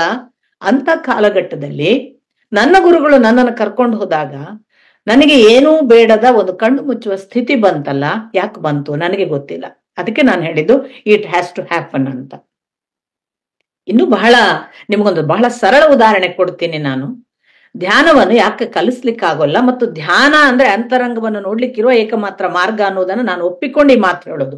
ನಮ್ಮ ಅಂತರಂಗವನ್ನ ನಾವು ನಮ್ಮ ಜೀವ ಬೆಳವಣಿಗೆಯನ್ನು ನೋಡ್ಬೇಕಾದ್ರೆ ಕಣ್ಮುಚ್ಚಿ ಕೂತಲ್ಲದೆ ನಮ್ಮನ್ನು ನಾವು ನೋಡುವ, ಅದು listening to your own self, seeing your own self ಅನ್ನುವ ಎಕ್ಸಾಕ್ಟ್ ವ್ಯಾಖ್ಯಾನ, ಅದನ್ನು ಬಿಟ್ಟು ಬೇರೆ ಇಲ್ಲ. ಆದರೆ ಅದನ್ನು ಹೇಗೆ ಮತ್ತು ಯಾಕೆ ಮಾಡ್ಬೇಕು ಅನ್ನುವ ಸ್ಥಿತಿಯ ಬಗ್ಗೆ ಮಾತನಾಡುವಾಗ, ನಮ್ಮ ಒಳಗೆ ನಾವು ಕಣ್ಮುಚ್ಚಿ ನಮ್ಮನ್ನು ನೋಡುವ ಸ್ಥಿತಿ ತನ್ನಷ್ಟಕ್ಕೆ ಆಗಬೇಕು ಅಂದಾಗ ಒಂದು ಉದಾಹರಣೆ ಕೊಡ್ತೀನಿ. ಈಗ ನಿಮಗೊಂದು ಯೌವನದ ಒಳ್ಳೆ ಜೋಶಿನ ಕಾಲ ಇತ್ತು ಅನ್ಕೊಳ್ಳಿ. ಆ ಯುವ ಅವಸ್ಥೆಯಲ್ಲಿ ನೀವು ದಾರಿಯಲ್ಲಿ ಹೋಗ್ತೀರಿ. ಆ ದಾರಿಯಲ್ಲಿ ಹೋಗುವಾಗ ನಿಮಗೆ ಇನ್ನೂ ಮದುವೆ ಆಗಿಲ್ಲ. ನೀವು ಆ ದಾರಿಯಲ್ಲಿ ಹೋಗ್ತಾ ಇರುವಾಗ ಎದುರಿಗೆ ನಿಮ್ಮ ರಸ್ತೆಯ ಎಡಬದಿಗೆ ನೀವಿದ್ದೀರಿ, ಬಲಬದಿಯಿಂದ ಒಬ್ಳು ಹೆಣ್ಮಗಳು ಬರ್ತಾಳೆ, ಅಥವಾ ಒಬ್ಬ ಹುಡುಗ ಎದುರು ಬರ್ತಾನೆ. ಹೀಗೆ ನೋಡುವಾಗ ಕೆಲವೊಮ್ಮೆ, ಎಲ್ಲರ ಒಟ್ಟಿಗೂ ಆಗಲ್ಲ ಇದು, ಕೆಲವೊಮ್ಮೆ ಯಾವುದೋ ಹೆಣ್ಮಗಳಿಗೆ ನಿಮ್ಮ ಕಣ್ಣು ಮೀಟ್ ಆದಾಗ ಒಂದು ಜುಮ್ ಅಂತ ಆಗತ್ತೆ. ಈ ಜುಮ್ ಆದದ್ದು ಯಾವ ಪ್ರಮಾಣದಲ್ಲಿ ನಿಮ್ಮ ಮೇಲೆ ಪ್ರಭಾವ ಬೀರ್ತದೆ ಅಂದ್ರೆ, ಅರೆ ಅವನನ್ನು ನಾಳೆ ನಾನು ನೋಡ್ಬೇಕಲ್ಲ ಅನ್ನುವ ಒಂದು ಹಸಿವನ್ನ ಹುಟ್ಟಿಸ್ತದೆ. ಆ ಹಸಿವು ಹುಟ್ಟಿದ್ಮೇಲೆ ನಾವು ಏನ್ ಮಾಡ್ತೇವೆ ಅಂದ್ರೆ, ಗೊತ್ತೇ ಇಲ್ಲದೆ ನಿನ್ನೆ ನನಗೆ 8:00 ಹಾಗೆ ಆಯ್ತು, ಇವತ್ತು ಆಗ್ತದ ನೋಡ್ಬೇಕು ಅಂತ ಇವತ್ತು ಕರೆಕ್ಟ್ 8:00 ಆ ರಸ್ತೆಗೆ ಹೋಗ್ತೇವೆ, ಹುಡುಕಿಕೊಂಡು ಹೋಗ್ತೇವೆ. ಸಂಭವ ಇವತ್ತು ಅವನು ಅಥವಾ ಅವಳು ಎದುರಾಬದುರು ಆಗ್ತೇವೆ. ಈ ಬಾರಿ ಮತ್ತೊಮ್ಮೆ ನೋಡುವಾಗ ಆ ಒಳಗೆ ಮಿಂಚಿದ ಮಿಂಚಿಗೆ ಕೆಲವು ಅರ್ಥ ಬರುವಷ್ಟು ಅವಳು ನನ್ನ ಹಾಗೆ ಕಾಯ್ತಾಳೆ ನನ್ನನ್ನು, ಅಥವಾ ನಾನು ಅವನನ್ನು ಕಾಯುವಷ್ಟೇ ಅವನು ನನ್ನನ್ನು ಕಾಯ್ತಾನೆ ಅಂತ ಪರಸ್ಪರ ಒಂದು ಸಣ್ಣ ಅಂಡರ್ಸ್ಟ್ಯಾಂಡಿಂಗ್ ತಂಪಾಡಿಗೆ ಆಗತ್ತೆ, ಗೊತ್ತೇ ಇಲ್ಲದೆ. ಅದು ಡೇ 3, ಡೇ 4 ಹೀಗೆ ಕಂಟಿನ್ಯೂ ಆದಾಗ ಅದಕ್ಕೆ ಅದು ನಿನ್ನೆ ನೋಡಿದ ಒಂದು ಮಿಂಚಿನ ಅವಸ್ಥೆಯಲ್ಲಿಲ್ಲದೆ ಹೆಚ್ಚು ಹೆಚ್ಚು ಡೀಪರ್ ಆಗ್ತಾ ಹೋಗ್ತದೆ. ನಾನ್ ಮತ್ತೆ ನೋಡ್ಬೇಕು, ಮೀಟ್ ಆದ್ರೆ ಸಾಲದು, ಬರೇ ನೋಡಿದ್ರೆ ಸಾಲದು, ಈ 4 ದಿವಸ ನಾನು ಈಚೆ ಕಡೆಯಿಂದ ಹೋಗ್ತಾ ಹೋಗ್ತಾ ಮೆಲ್ಲಗೆ 5ನೇ ದಿವಸ ನಗಬೇಕು ಅಂತ ಪ್ರಯತ್ನ ಮಾಡ್ತೇನೆ. ಈ ನಗುವಿಗೆ ಅಲ್ಲಿ ರೆಸ್ಪಾನ್ಸ್ ಬಂದಾಗ 6ನೇ ದಿನ ನಾನು ಆ ರೋಡಿನ ಆ ಬದಿಗೆ ಹೋಗೋಣ, ಲೆಫ್ಟ್ ರೈಟ್ ಬೇಡ, ಎದುರಾ ಬದ್ರಾಗೋಣ ಅಂತ ಆ ಕಡೆಗೆ ಹೋಗ್ತೇನೆ. ಆ ಎದುರಾ ಬದ್ರ ಆಗೋ ಹೊತ್ತಿಗೆ ನನಗೆ ಎಲ್ಲೋ ಸಮೀಪ ಬಂದಾಗ ಅವಳಿಗೂ ಮಿಂಚುವುದು ಮತ್ತು ನನಗೂ ಮಿಂಚುವುದು, ಅವನಿಗೂ ಮಿಂಚುವುದು ನನಗೂ ಮಿಂಚುವುದು ಅಂತ ಇಬ್ಬರಿಗೂ ಗೊತ್ತಾಗ್ತದೆ. ಈ ಪುಳಕಗಳನ್ನ ನಾವು ಎಕ್ಸ್ಪೀರಿಯನ್ಸ್ ಮಾಡ್ತಾ ಮೀಟಿಂಗ್ ಪಾಯಿಂಟ್ ಅನ್ನ ಹೆಚ್ಚು ಹೆಚ್ಚು ಮಾಡಬೇಕು ಅಂತ ಕಾಯ್ತೇವೆ. ಹಾಗೆ ಮಾಡ್ತಾ ಮಾಡ್ತಾ ಕಡೆಗೆ ಅದು ಒಂದು ಹಂತಕ್ಕೆ ನಿಲ್ಲೋದಿಲ್ಲ. ಮಾತಾಡಬೇಕು, ಹೆಸರೇನು ಕೇಳಬೇಕು, ಒಂದು ಸಂಪರ್ಕ ಸಾಧ್ಯತೆ ಇದ್ರೆ ಫೋನು ಅಡ್ರೆಸ್ಸು ತಿಳಿಬೇಕು, ಇನ್ನು ಹೆಚ್ಚು ಬಾರಿ ಒಬ್ರನ್ನೊಬ್ರು ಎಲ್ಲಿ ಆದ್ರೂ ಸಿಗುವಂತೆ ಆಗ್ಬೇಕು. ಮುಂದೆ ನಮ್ಗೆ ಗೊತ್ತಿದೆ ಅದು ಪ್ರಣಯದ ತುತ್ತ ತುದಿಯ ಅವಸ್ಥೆಗೆ ಹೋಗುತ್ತೆ. ಆಗ ಆ ಪ್ರಣಯದ ತುತ್ತ ತುದಿಯ ಅವಸ್ಥೆಯಲ್ಲಿ ನನಗೆ ಅವನು ಬಿಟ್ರೆ ಬೇರೆ ಯಾರು ಕಾಣಲ್ಲ. ನನ್ನ ಜಾತಿ ನೆನಪಾಗಲ್ಲ, ನನ್ನ ಅಪ್ಪ ಅಮ್ಮ ನೆನಪಾಗಲ್ಲ, ನನ್ನ ಮನೆತನ ನೆನಪಾಗಲ್ಲ, ನಂಗೆ ಓದ್ಲಿಕ್ಕಿದೆ ಪರೀಕ್ಷೆ ನೆನಪಾಗಲ್ಲ, ನನಗೆ ಊಟ ಇದೆ ಊಟ ಮಾಡ್ಬೇಕು ಹಸಿವಾಯ್ತು ನೆನಪಾಗಲ್ಲ. ಅವನು ಅವನು ಅವನು ಅಥವಾ ಅವಳು ಅವಳು ಅವಳು ಅಂತ ಅವನಿಗೆ. ಈ ಪ್ರಭಾವ ಉಂಟಲ್ಲ, ಇದು ಯಾವ ಮಟ್ಟಕ್ಕೆ ಹೋಗ್ತದೆ ಅಂದ್ರೆ ಮನೆಯವರು ಬೇಡ, ಸ್ನೇಹಿತರು ಬೇಡ, ವಿಷಯ ಬೇಡ, ಇಲ್ಲಿ ಯಾರೂ ಕೂಡ, ನೀವು ಯಾರೂ ಇದ್ದರೂ ಈ ದಾರಿಯಲ್ಲಿ ಈ ಥರದ ಅನುಭವದಲ್ಲಿ ನೀವು ಯಾರೇ ಇದ್ರೂ ಕೂಡ ನೀವು ಒಂದು ಸಣ್ಣ ಸಲಹೆ ತಕೊಳ್ಳೋಣ ಪಕ್ಕದವರ ಹತ್ರ ಅಂತ ಹೋಗಲ್ಲ. ನಿಮ್ಮ ಅತ್ಯಂತ ನಿಕಟ ಸ್ನೇಹಿತರೇ ಇರ್ಲಿ, ನಿಮ್ಮನ್ನ ನಂಬಿದ ಅತ್ಯಂತ ಯಾವರೋ ಒಬ್ರು ಮಾರ್ಗದರ್ಶಕರೇ ಇರ್ಲಿ, ಅವ್ರ ಹತ್ರ ಹೋಗಿ ನಾನೊಂಚೂರು ಪ್ರೀತಿ ಮಾಡಿದ್ದೇನೆ, ಮುಂದಿನ ಸ್ಟೆಪ್ ಹೇಗೆ ಅಂತ ನೀವು ಕೇಳಲ್ಲ. ಅದು ಎಲ್ಲರಿಗೂ ಗೊತ್ತಿರುವ ಇನ್ಬಾರ್ನ್ ಕ್ವಾಲಿಟಿ. ನಮ್ಮ ಪ್ರೀತಿಯನ್ನು ನಾವು ಹೇಗೆ ಎಕ್ಸ್ಪ್ಯಾಂಡ್ ಮಾಡಬೇಕು, ಹೇಗೆ ಅವರ ಹತ್ರ ಹೆಚ್ಚು ಹೋಗ್ಲಿಕ್ಕೆ ನಮಗೆ ಪಾಸಿಬಿಲಿಟಿ, ಆ ಹೆಚ್ಚು ಹೋಗುವುದು ಇಷ್ಟ ಆಯ್ತಾ ಇಲ್ವಾ ಅನ್ನೋದನ್ನ ನೋಡುವಂತಹ ಮೆಷರಿಂಗ್ ಎಲ್ಲಾ ಐಟಮ್ ನಮ್ಮ ಒಳಗಿವೆ. ಆದ್ರಿಂದ ನಾವು ಅದನ್ನ ಹೇಗೆ ಹೇಗೆ ಬೇಕೋ ಹಾಗೆ ಇಂಪ್ರೂವ್ ಮಾಡ್ತಾ ಇನ್ಕ್ರೀಸ್ ಮಾಡ್ತಾ ಖುಷಿ ಪಡ್ತಾ ಹೋಗ್ತೇವೆ. ಇಂಥದೊಂದು ಕುಂತ್ರೆ ನಿಂತ್ರೆ ಅವನ ಧ್ಯಾನ ಜೀವಕ್ಕಿಲ್ಲ ಸಮಾಧಾನ ಅಂತ ಒಂದು ಸಿನಿಮಾ ಹಾಡಿದೆ. ಬೇಸಿಕಲಿ ಮನುಷ್ಯನ ಅಂತರಂಗಕ್ಕೆ ಹೊರಟವನಿಗೆ ಅಂಥದ್ದೊಂದು ಧ್ಯಾನ ಅವಸ್ಥೆ ಬರಬೇಕು. ನಮಗೆ ಬೇರೆ ಬೇಡ ಅಂತ ಅನಿಸ್ಬೇಕು.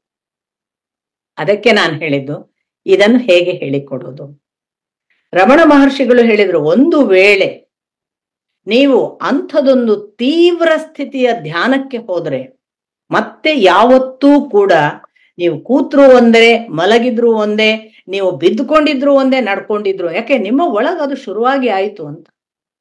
ಈ ಶುರುವಾಗುವುದು ಅದಕ್ಕೆ ಮತ್ತೆ ನಾನು ಹೇಳ್ಬೇಕಾದ್ರೂ ಇಟ್ ಹ್ಯಾಸ್ ಟು ಹ್ಯಾಪನ್. ಯಾರೇ ಮಾಡ್ಲಿಕ್ಕೆ ಆಗುದಿಲ್ಲ. ಈ ಸ್ಪಾರ್ಕ್ ತನ್ನ ಪಾಡಿಗೆ ತನ್ನಷ್ಟಕ್ಕೆ ಆಗ್ಬೇಕು. ಅನೇಕ ಜನ ಹೇಳ್ತಾರೆ, ಹಾಗಾದ್ರೆ ನಾವು ಕೂತ್ಕೊಳ್ಳೋದೇ ಬೇಡವಾ, ಅಥವಾ ಅವರೆಲ್ಲ ಕೂತ್ಕೊಳ್ಳಿಕ್ಕೆ ಎಷ್ಟು ಚೆನ್ನಾಗಿ ಹೇಳ್ಕೊಡ್ತಾರೆ, ನಮಗೆ ಮೆಡಿಟೇಷನ್ ಪ್ರೋಸೆಸ್ ಹೇಳ್ಕೊಟ್ಟಿದ್ದಾರೆ, ಒಳ್ಳೆ ಒಂದು ಮಂತ್ರ ಹೇಳಿ ಅಂತಾರೆ, ಆ ಮಂತ್ರ ಹೇಳ್ತಾ ಹೇಳ್ತಾ ಧ್ಯಾನ ಮಾಡ್ತಾ ನಮ್ಗೊಂದು ಸಂತೋಷ ಆಗುತ್ತೆ, ಅದೆಲ್ಲ ತಪ್ಪಾ? ನಾನು ಯಾವುದನ್ನು ತಪ್ಪು ಹೇಳೋದಿಲ್ಲ. ನನಗೆ ವೈಯಕ್ತಿಕವಾಗಿ ಯಾರ ಬಗ್ಗೆ ಅಗೌರವವೂ ಇಲ್ಲ, ಅನಾದರವೂ ಇಲ್ಲ. ಆದ್ರೆ ನಾನು ಬಹಳ ಮುಖ್ಯವಾಗಿ ಹೇಳಲಿಕ್ಕೆ ಇಷ್ಟಪಡ್ತೇನೆ, ಅದು ಖಂಡಿತ ಒಂದು ಫಿಸಿಕಲ್ ರಿಲ್ಯಾಕ್ಸೇಷನ್. ಯಾರೇ ನೋಡಿ 20 ನಿಮಿಷ ನೀವು ಬಹಳ ಒಂದು ಏಕಾಂತಲ್ಲಿ ಕೂತ್ ಕಣ್ಮುಚ್ಚಿ ಒಂದ್ ಸಣ್ಣ ನಿದ್ದೆಗೆ ಹೋಗಿ ಎಚ್ಚರ ಆದ್ರೆ ಅಂತ ಇಟ್ಕೊಳ್ಳಿ, ಬಹಳ ಫ್ರೆಶ್ ಫೀಲಿಂಗ್ ಆಗುತ್ತೆ. ಅದನ್ನ ಯಾರು ಮಾಡಿದ್ರು ಆಗುತ್ತೆ. ಅದಕ್ಕೇನು ದೊಡ್ಡ ಅಂದ್ರೆ ಟೆಕ್ನಿಕ್ ಅನ್ನ ಫಾಲೋ ಮಾಡಿದೆ, ಅವರಿಂದ ನಾನು ದೀಕ್ಷೆ ತಗೊಂಡೆ ಅಂಥವ್ರಿಗೆ ಆಗ್ತದೆ ಅಂತ ಏನಿಲ್ಲ. Anybody can. ಅಂದ್ರೆ ಆ ಎಕ್ಸ್ಪೀರಿಯನ್ಸ್ ಯಾರಿಗೂ ಆಗ್ಬೋದು. ಆಗ ಫಿಸಿಕಲ್ ರಿಲ್ಯಾಕ್ಸೇಷನ್ಗೆ ಈ ಮೆಡಿಟೇಷನ್ ಅಂತ ಆದ್ರೆ, ಅದು ಯೋಗ ಅಂದ್ರೆ ಫಿಸಿಕಲ್ ಎಕ್ಸರ್ಸೈಸ್ ಅಂತ ಹೇಳಿದ ಹಾಗಾಗುತ್ತೆ. ಯೋಗ ಈಸ್ ನಾಟ್ ಫಿಸಿಕಲ್ ಎಕ್ಸರ್ಸೈಸ್. ಯೋಗ ಅಂತಂದ್ರೆ ಶಬ್ದಾರ್ಥವೇ ಟು ಯುನೈಟ್ ಅಂತ. ಟು ಯುನೈಟ್ ಅಂದಾಗ ಯಾರೊಟ್ಟಿಗೆ? ಅದಕ್ಕೆ ನಾವು ಬಹುಶಃ ಸ್ವಲ್ಪ ಇನ್ನೂ ಅದರ ಮುಂದುವರಿದ ಭಾಗವಾಗಿ ಹೇಳೋದಾದ್ರೆ, ಹೀಗೊಂದು ನಮ್ಮನ್ನು ನಾವು ನೋಡುವ ಹೊತ್ತಿಗೆ ಕಣ್ಮುಚ್ಚಿ ಕೂತಾಗ ಆಗುವ ಆನಂದದ ಒಂದು ಝಳಕ್, ನಿದ್ದೆಯ ಹಾಗೆ ಬಂದು ಎಚ್ಚರಾದಾಗ ಒಂದು ಎಂಥದೋ ಫ್ರೆಶ್ ಫೀಲ್ ಆಯ್ತಲ್ಲ, ಆ ಫ್ರೆಶ್ ಫೀಲಿಂಗ್ ಆದದ್ದು ಆ ಸಣ್ಣ ನಿದ್ದೆಯ ಟ್ರಾನ್ಸಿನಲ್ಲಿ. ಈ ಸಣ್ಣ ನಿದ್ದೆ ಇಷ್ಟೊಂದು ಟ್ರಾನ್ಸಿನ ಅನುಭವವನ್ನು ಕೊಡುವಾಗ, ಇಷ್ಟು ಖುಷಿ ಕೊಡುವಾಗ, ಇದರ ಒಳಗೆ ಬೇರೆ ಪಾಸಿಬಿಲಿಟಿ ಏನೋ ಇರಬಹುದಲ್ಲ ಅಂತ ಅದಕ್ಕೆ ದಯವಿಟ್ಟು ಅನ್ಯಥಾ ಭಾವಿಸ್ಬೇಡಿ. ಹೆಚ್ಚು ಕೂತ್ಕೊಳ್ಳೋದೊಂದೇ ದಾರಿ. ಒಂದೊಮ್ಮೆ ಆ 20 ನಿಮಿಷ ನಿಮಗೆ ಸುಖ ಕೊಟ್ಟದ್ದು ಹೌದಾದ್ರೆ, ಅಥವಾ ಅರ್ಧ ಗಂಟೆ ಕೂತದ್ದು ನಿಮಗೆ ಬಹಳ ಆನಂದಕ್ಕೆ ತಗೊಂಡು ಹೋದ ಅನುಭವ ಬಂದದ್ದಂತಾದ್ರೆ, ಅದನ್ನು ವಿಸ್ತರಿಸ್ತಾ ಹೋಗುವುದೊಂದೇ ದಾರಿ. ಅದು ನಾನು ಹೇಳಿದೆ ಅಂತ ನೀವು ಕೂತ್ರೆ ಖಂಡಿತ ಆಗುದಿಲ್ಲ. ನಿಮ್ಮೊಳಗೆ ಅನ್ನಿಸ್ಲಿಕ್ಕೆ ಪ್ರಾರಂಭ ಆಗ್ಬೇಕು. ನನ್ನ ಒಳಗೆ ನನಗೆ ಇನ್ನು ಹೆಚ್ಚು ನೋಡ್ಬೇಕು, ನಂಗೆ 20 ನಿಮಿಷ ಕೂತಾಗ್ಲೇ ಇಷ್ಟು ಆನಂದ ಆಯ್ತು, ಇನ್ನು ಹೆಚ್ಚು ಕೂತ್ರೆ ಏನಾಗ್ತದೆ ಅಂತ ಕೂತ್ಕೊಳ್ಳುವ ಒಂದು ಪ್ರೋಸೆಸ್ ಅನ್ನ ಹೆಚ್ಚಿಸುವ ಒಂದು ಸಾಧ್ಯತೆ ಖಂಡಿತ ಆ ದಾರಿಯಲ್ಲಿ ಮತ್ತಷ್ಟು ಓಪನಿಂಗ್ಸ್ ಅನ್ನ ಕೊಡಬಹುದು. ಈ ಪ್ರಥಮ ಕೂತುಕೊಳ್ಳುವುದೇ ನಮಗೆ ಆಗಬೇಕಾದ ಮೊದಲನೆಯ ಸಾಧ್ಯತೆ. ನನ್ನ ಗುರುಗಳದ್ದೊಂದು ವಾಕ್ಯ ಇದೆ, ಕುಳಿತುಕೊಳ್ಳಬಲ್ಲವ ಓಡಬಲ್ಲ ಅಂತ. ತುಂಬಾ ಕಾಂಟ್ರಡಿಕ್ಟರಿ ವಾಕ್ಯ. ಕುಳಿತುಕೊಳ್ಳಬಲ್ಲವ ಓಡಬಲ್ಲ. ನಮ್ಮಲ್ಲಿ ಹೇಗೆ ಅಂದ್ರೆ ಚೆನ್ನಾಗಿ ಓಡಬಲ್ಲವ ಓಡ್ತಾನೆ ಅಂತ ಅಲ್ಲ, ಅವರು ಉಲ್ಟಾ ಹೇಳ್ತಾರೆ. ನೀನು ಗಟ್ಟಿಯಾಗಿ ಒಂದು ಕಡೆ ಕೂತ್ಕೊಳ್ತೀಯ, ನೀನು ಜಗತ್ತಿನ ಎಷ್ಟು ವಿಸ್ತಾರವೂ ಓಡಬಲ್ಲಿ. ಅಂದ್ರೆ ಗಟ್ಟಿಯಾಗಿ ಕೂತ್ಕೊಂಡವನ ಮನಸ್ಸು ಎಲ್ಲಿಂದ ಎಲ್ಲಿಗೂ ಹೋಗಿ ಬರುವಷ್ಟು ಸಮರ್ಥವಾಗ್ತದೆ. ಅಂಥದ್ದೊಂದು ಕೂತ್ಕೊಳ್ಳುವಿಕೆ ಮೊದಲು ಸಾಧ್ಯ ಆಗ್ಬೇಕು. ಈ ಕೂತ್ಕೊಳ್ಳುವಿಕೆ ಸಾಧ್ಯ ಆದ ನಂತರದಲ್ಲಿ ಆಗುವಂಥದ್ದಿದೆಯಲ್ಲ, ಅದು ಒಂದು ದೊಡ್ಡ ಪ್ರೋಸೆಸ್. ಈ ದೊಡ್ಡ ಪ್ರೋಸೆಸ್ ಸಾಮಾನ್ಯವಾಗಿ ಮನಸ್ಸಿನಿಂದ ಆರಂಭ ಆಗ್ತದೆ. ಆ ಮನಸ್ಸು ನಮ್ಮಲ್ಲಿ ಬಹಳ ಜನ ಈಗ 20 ನಿಮಿಷ ಕೂತ್ಕೊಂಡವರೆಲ್ಲ ಮೆಡಿಟೇಷನ್ ಮಾಡ್ತೇವ್ರಿ, 20 ನಿಮಿಷ ಕೂತ್ಕೊಳ್ತೇವೆ, ಬಹಳ ಚೆನ್ನಾಗಿದೆ, ಖುಷಿ ಆಗ್ತದೆ ಅನ್ನೋದಲ್ಲಿಗೆ ಮುಗಿಸ್ತಾರೆ.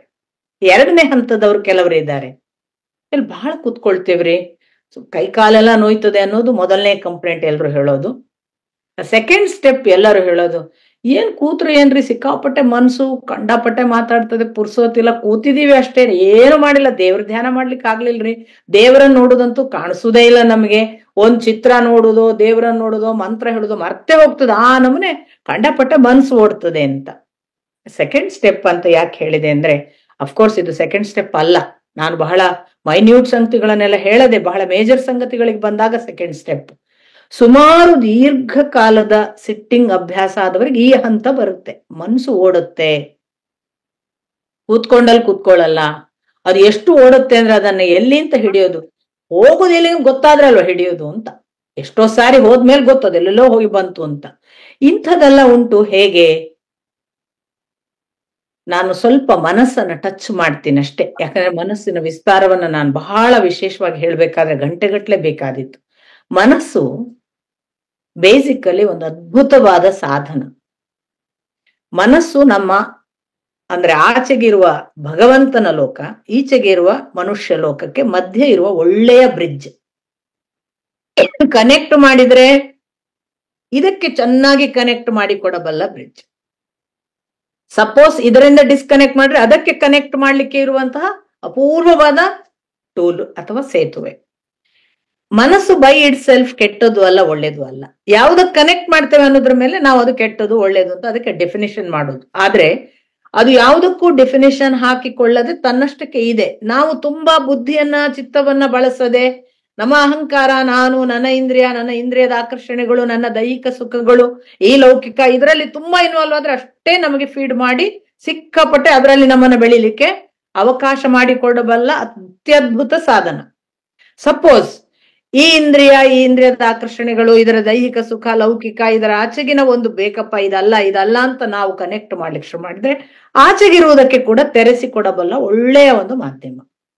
ಈ ಮನಸ್ಸು ಧ್ಯಾನದ ಪ್ರಾಥಮಿಕ ಅವಸ್ಥೆಯಲ್ಲಿ ಖಂಡಿತಕ್ಕೂ ಎಲ್ಲರ ಮನಸ್ಸು ಕೂಡ, ನಾನೀಗ ಹೇಳುವಾಗ ನೀವು ಕೂಡ ಹೌದು ಅಂತೀರಿ, ಕೂತ್ಕೊಂಡ್ ಕೂಡಲೇ ಮೊದ್ಲು ಮಾಡೋದೇನು ಅಂತಂದ್ರೆ ಒಳ್ಳೆ ಪಟ್ಟಾಂಗ ಮಾಡಕ್ ಶುರು ಮಾಡುತ್ತದು.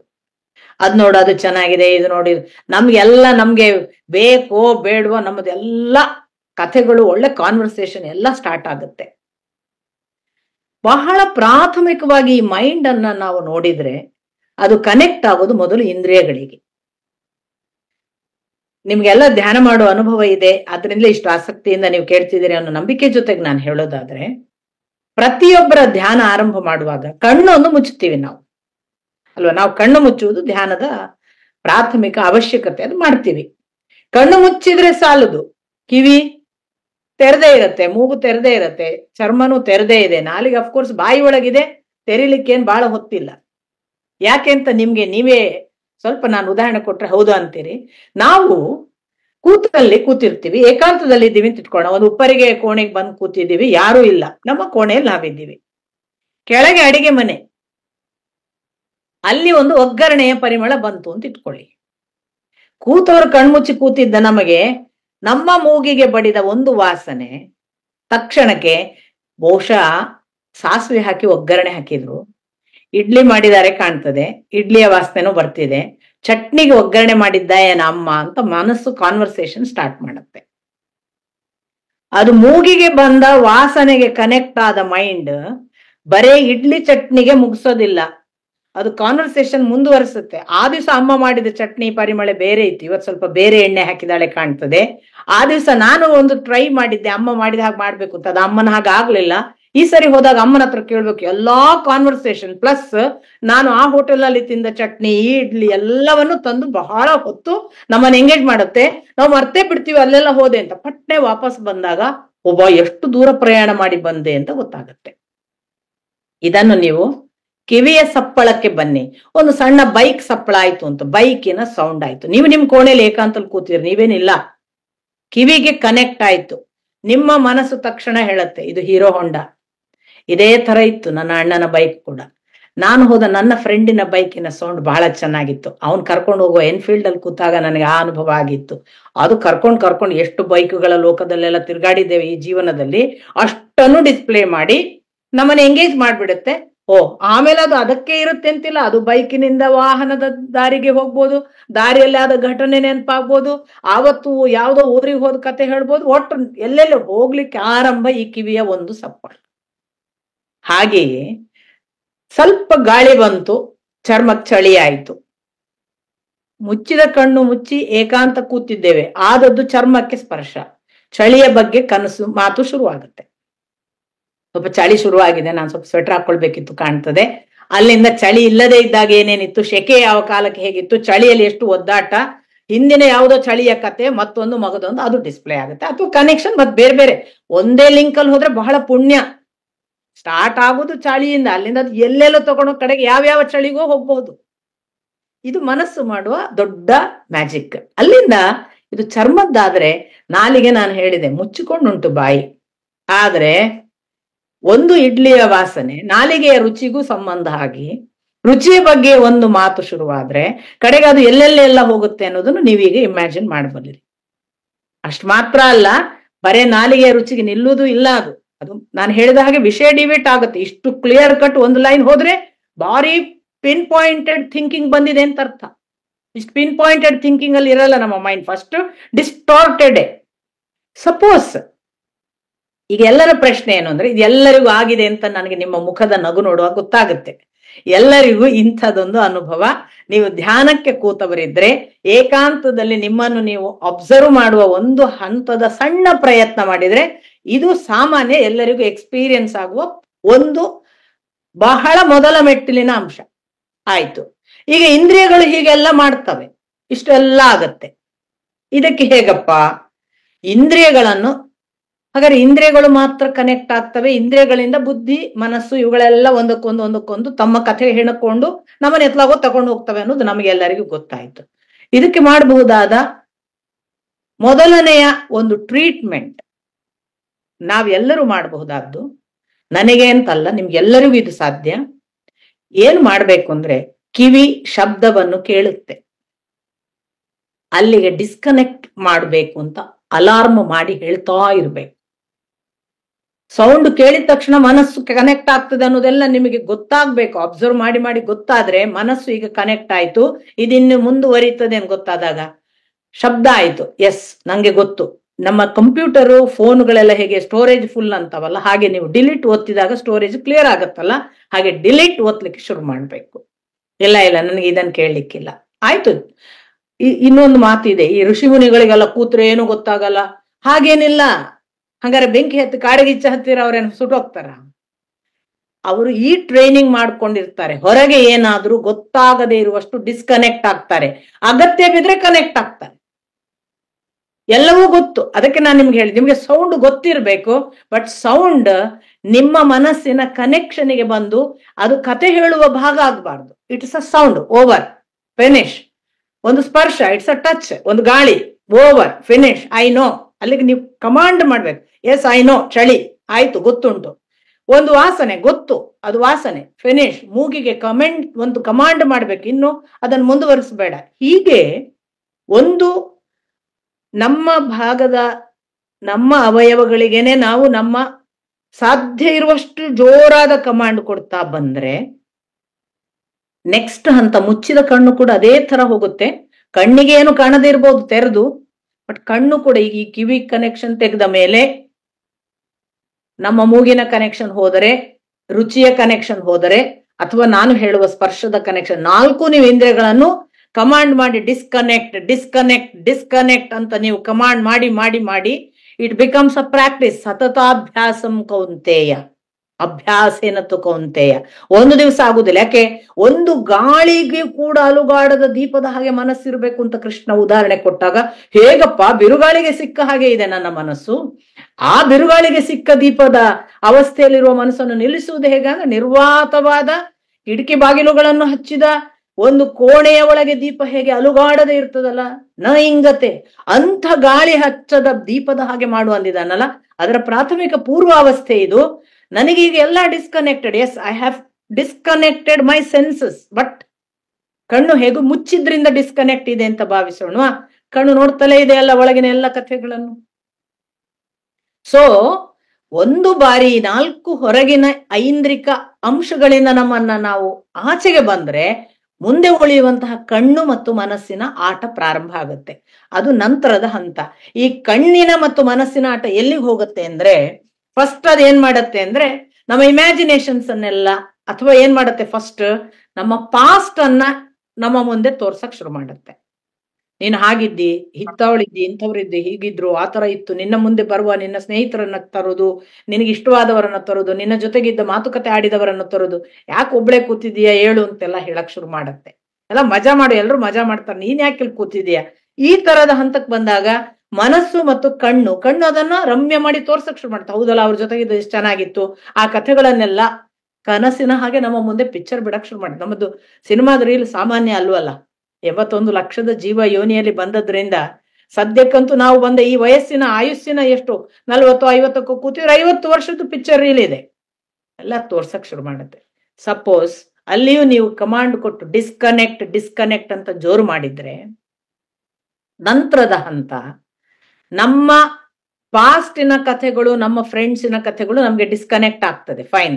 ಇಮ್ಯಾಜಿನೇಷನ್, ಫ್ಯಾಂಟಸಿ, ಆ ಕನಸಿನ ಕಲ್ಪನೆಗಳನ್ನೆಲ್ಲ ಗೊತ್ತೇ ಆಗೋದಿಲ್ಲ, ಒಂದೊಳ್ಳೆ ಪಿಕ್ಚರ್ ಮಾಡಿದ ಹಾಗೆ ಮಾಡಿ ತೋರ್ಸೋದು. ಇಮ್ಯಾಜಿನೇಷನ್ ಇಷ್ಟರವರೆಗೆ ಆಗಿರೋದಿಲ್ಲ, ಯಾವುದೋ ಒಂದು ಆಗಬಹುದು ಅನ್ನುವಂತಹ ಚಿತ್ರಗಳೆಲ್ಲ ಬರಕ್ ಶುರು ಆಗುತ್ತೆ. ಅದು ನಂತರದ ಹಂತ. ಈ ಸ್ಟೇಜಿಗೆ ಬಂದಾಗಲೂ ಕಣ್ಣಿಗೆ, ಇದಕ್ಕೆಲ್ಲ ನನ್ನ ಗುರುಗಳು ಹೇಳ್ತಾ ಬಂದದ್ದು ಒಂದೇ ಮಾತು. ನಾನು ಹೀಗೆ ಆದದ್ದನ್ನೆಲ್ಲ ನನ್ನ ಗುರುಗಳಿಗೆ ಎದ್ದು ಹೇಳ್ತಿದ್ದೆ. ಇವತ್ತು ನನಗೆ ಧ್ಯಾನದಲ್ಲಿ ಪಾಪ ಹೀಗೆಲ್ಲ ಕಾಣಿಸ್ತು, ಹೀಗೆಲ್ಲ ಆಯ್ತು. ನನ್ನ ಗುರುಗಳು ಏನೂ ಹೇಳ್ತಿರ್ಲಿಲ್ಲ, ಒಂದೇ ಮಾತು ಹೇಳ್ತಿದ್ರು, ನೋಡು ಮಗಳೇ, ನೋಡುವುದನ್ನು ಬಿಡಬೇಡ, ಅಬ್ಸರ್ವ್. ಇದನ್ನೇ ಜಿಡ್ಡು ಕೃಷ್ಣಮೂರ್ತಿ ಕಾನ್ಸ್ಟೆಂಟ್ ಅಬ್ಸರ್ವೇಷನ್ ಅಂತ ಹೇಳೋದು, ಕಾನ್ಶಿಯಸ್ ಅಬ್ಸರ್ವೇಷನ್ ಅಂತ ಹೇಳೋದು. ಹಾಗೇನೆ ನೋಡುವವ ಮತ್ತು ನೋಡುವ ವಸ್ತು, ಅವರು ಏನ್ ಹೇಳ್ತಾರೆ, ನೋಡ್ತಾ ನೋಡ್ತಾ ನೋಡುವ ವಸ್ತು ನೋಡುವವನೇ. The observer will become the observed ಅಂತ ಜಿಡ್ಡು ಕೃಷ್ಣಮೂರ್ತಿ ಅನೌನ್ಸ್ ಮಾಡಿದ್ರು. So what you are observing will become the observed. So observer and observed ಒಂದೇ ಆಗುವ ಸ್ಥಿತಿ ಬರುವವರೆಗೆ ಅಬ್ಸರ್ವ್. ಇದನ್ನು ನನ್ನ ಗುರುಗಳು ಇಷ್ಟೆಲ್ಲ ಕಾಂಪ್ಲಿಕೇಟ್ ಮಾಡಿ ಹೇಳಲಿಲ್ಲ, ನೋಡುವುದನ್ನು ನಿಲ್ಲಿಸಬೇಡ ಅಂತ. ಈ ನೋಡುವುದನ್ನು ನಿಲ್ಲಿಸಬೇಡ ಅಂದಾಗ ನನಗೆ ಒಂದು ಗೊತ್ತಾಗ್ತಾ ಹೋದದ್ದು, ನಮ್ಮ ಒಳಗೆ ಆಕ್ಟಿವಿಟಿ ಆಗುವುದೊಂದು ಇದೆ.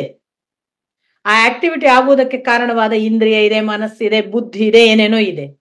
ಇದೆಲ್ಲವನ್ನು ನೋಡುವ ಇನ್ನೊಂದು ಯಾವುದೋ ಇದೆ ಅಂತ ನಂಗೆ ಗೊತ್ತಾಗ್ತಾ ಹೋಯ್ತು. ಇದನ್ನು ಟೋಟಲ್ ಅವೇರ್ನೆಸ್ ಅಂತ ಜಿಡ್ಡು ಕೃಷ್ಣಮೂರ್ತಿ ಹೇಳಿದ್ರಲ್ಲ, ಆ ಅವೇರ್ನೆಸ್ ಬರುವವರೆಗೆ ನೋಡ್ಬೇಕು ಅಂತ ಕಾಣ್ತದೆ ಅಂತ ನಂಗೆ ಅರ್ಥ ಆದದ್ದು. ಸೊ ನೋಡುವುದನ್ನು ನಿಲ್ಲಿಸಬೇಡ. ಈ ನೋಡುವುದನ್ನು ನಿಲ್ಲಿಸಬೇಡ ಅಂದಾಗ ನನ್ನ ಗುರುಗಳು ಮತ್ತೊಂದು ಮಾತು ಹೇಳ್ತಿದ್ರು, ಇದರಲ್ಲಿ ಇದು ಒಳ್ಳೇದು ಇದು ಕೆಟ್ಟದು ಅನ್ನುವ ಭಾವ ಕೂಡ ಬೇಡ ಮಗಳೇ ಅಂತ. ಪಾರ್ಟಿಸಿಪೇಷನೇ ಬೇಡ, ಬಿ ಎ ವಿಟ್ನೆಸ್. ಇಲ್ಲಿ ಏನಾಗ್ತಿದೆ ನೋಡುವುದು.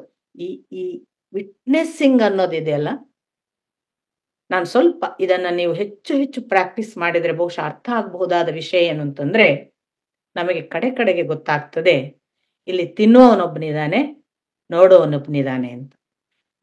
ಕೆಲಸ ಮಾಡ್ತಾ ಇರುವ ಕರ್ಮಿ ತಿನ್ನುವ ಹಕ್ಕಿ, ನೋಡುವ ಹಕ್ಕಿ ಅಂತ ಯಾವುದನ್ನು ಉಪನಿಷತ್ ಹೇಳಿತಲ್ಲ, ಅದು ಸ್ಪಷ್ಟವಾದ ಒಂದು ಅನುಭವಕ್ಕೆ ಬರಲಿಕ್ಕೆ ಶುರು ಆಗುತ್ತೆ. ಕಾನ್ಸ್ಟೆಂಟ್ ಆದ ವಿಟ್ನೆಸ್ಸಿಂಗ್ ಭಾವ ಹೆಚ್ಚು ಹೆಚ್ಚು ಆಗ್ತಾ ಹೋದ ಹಾಗೆ.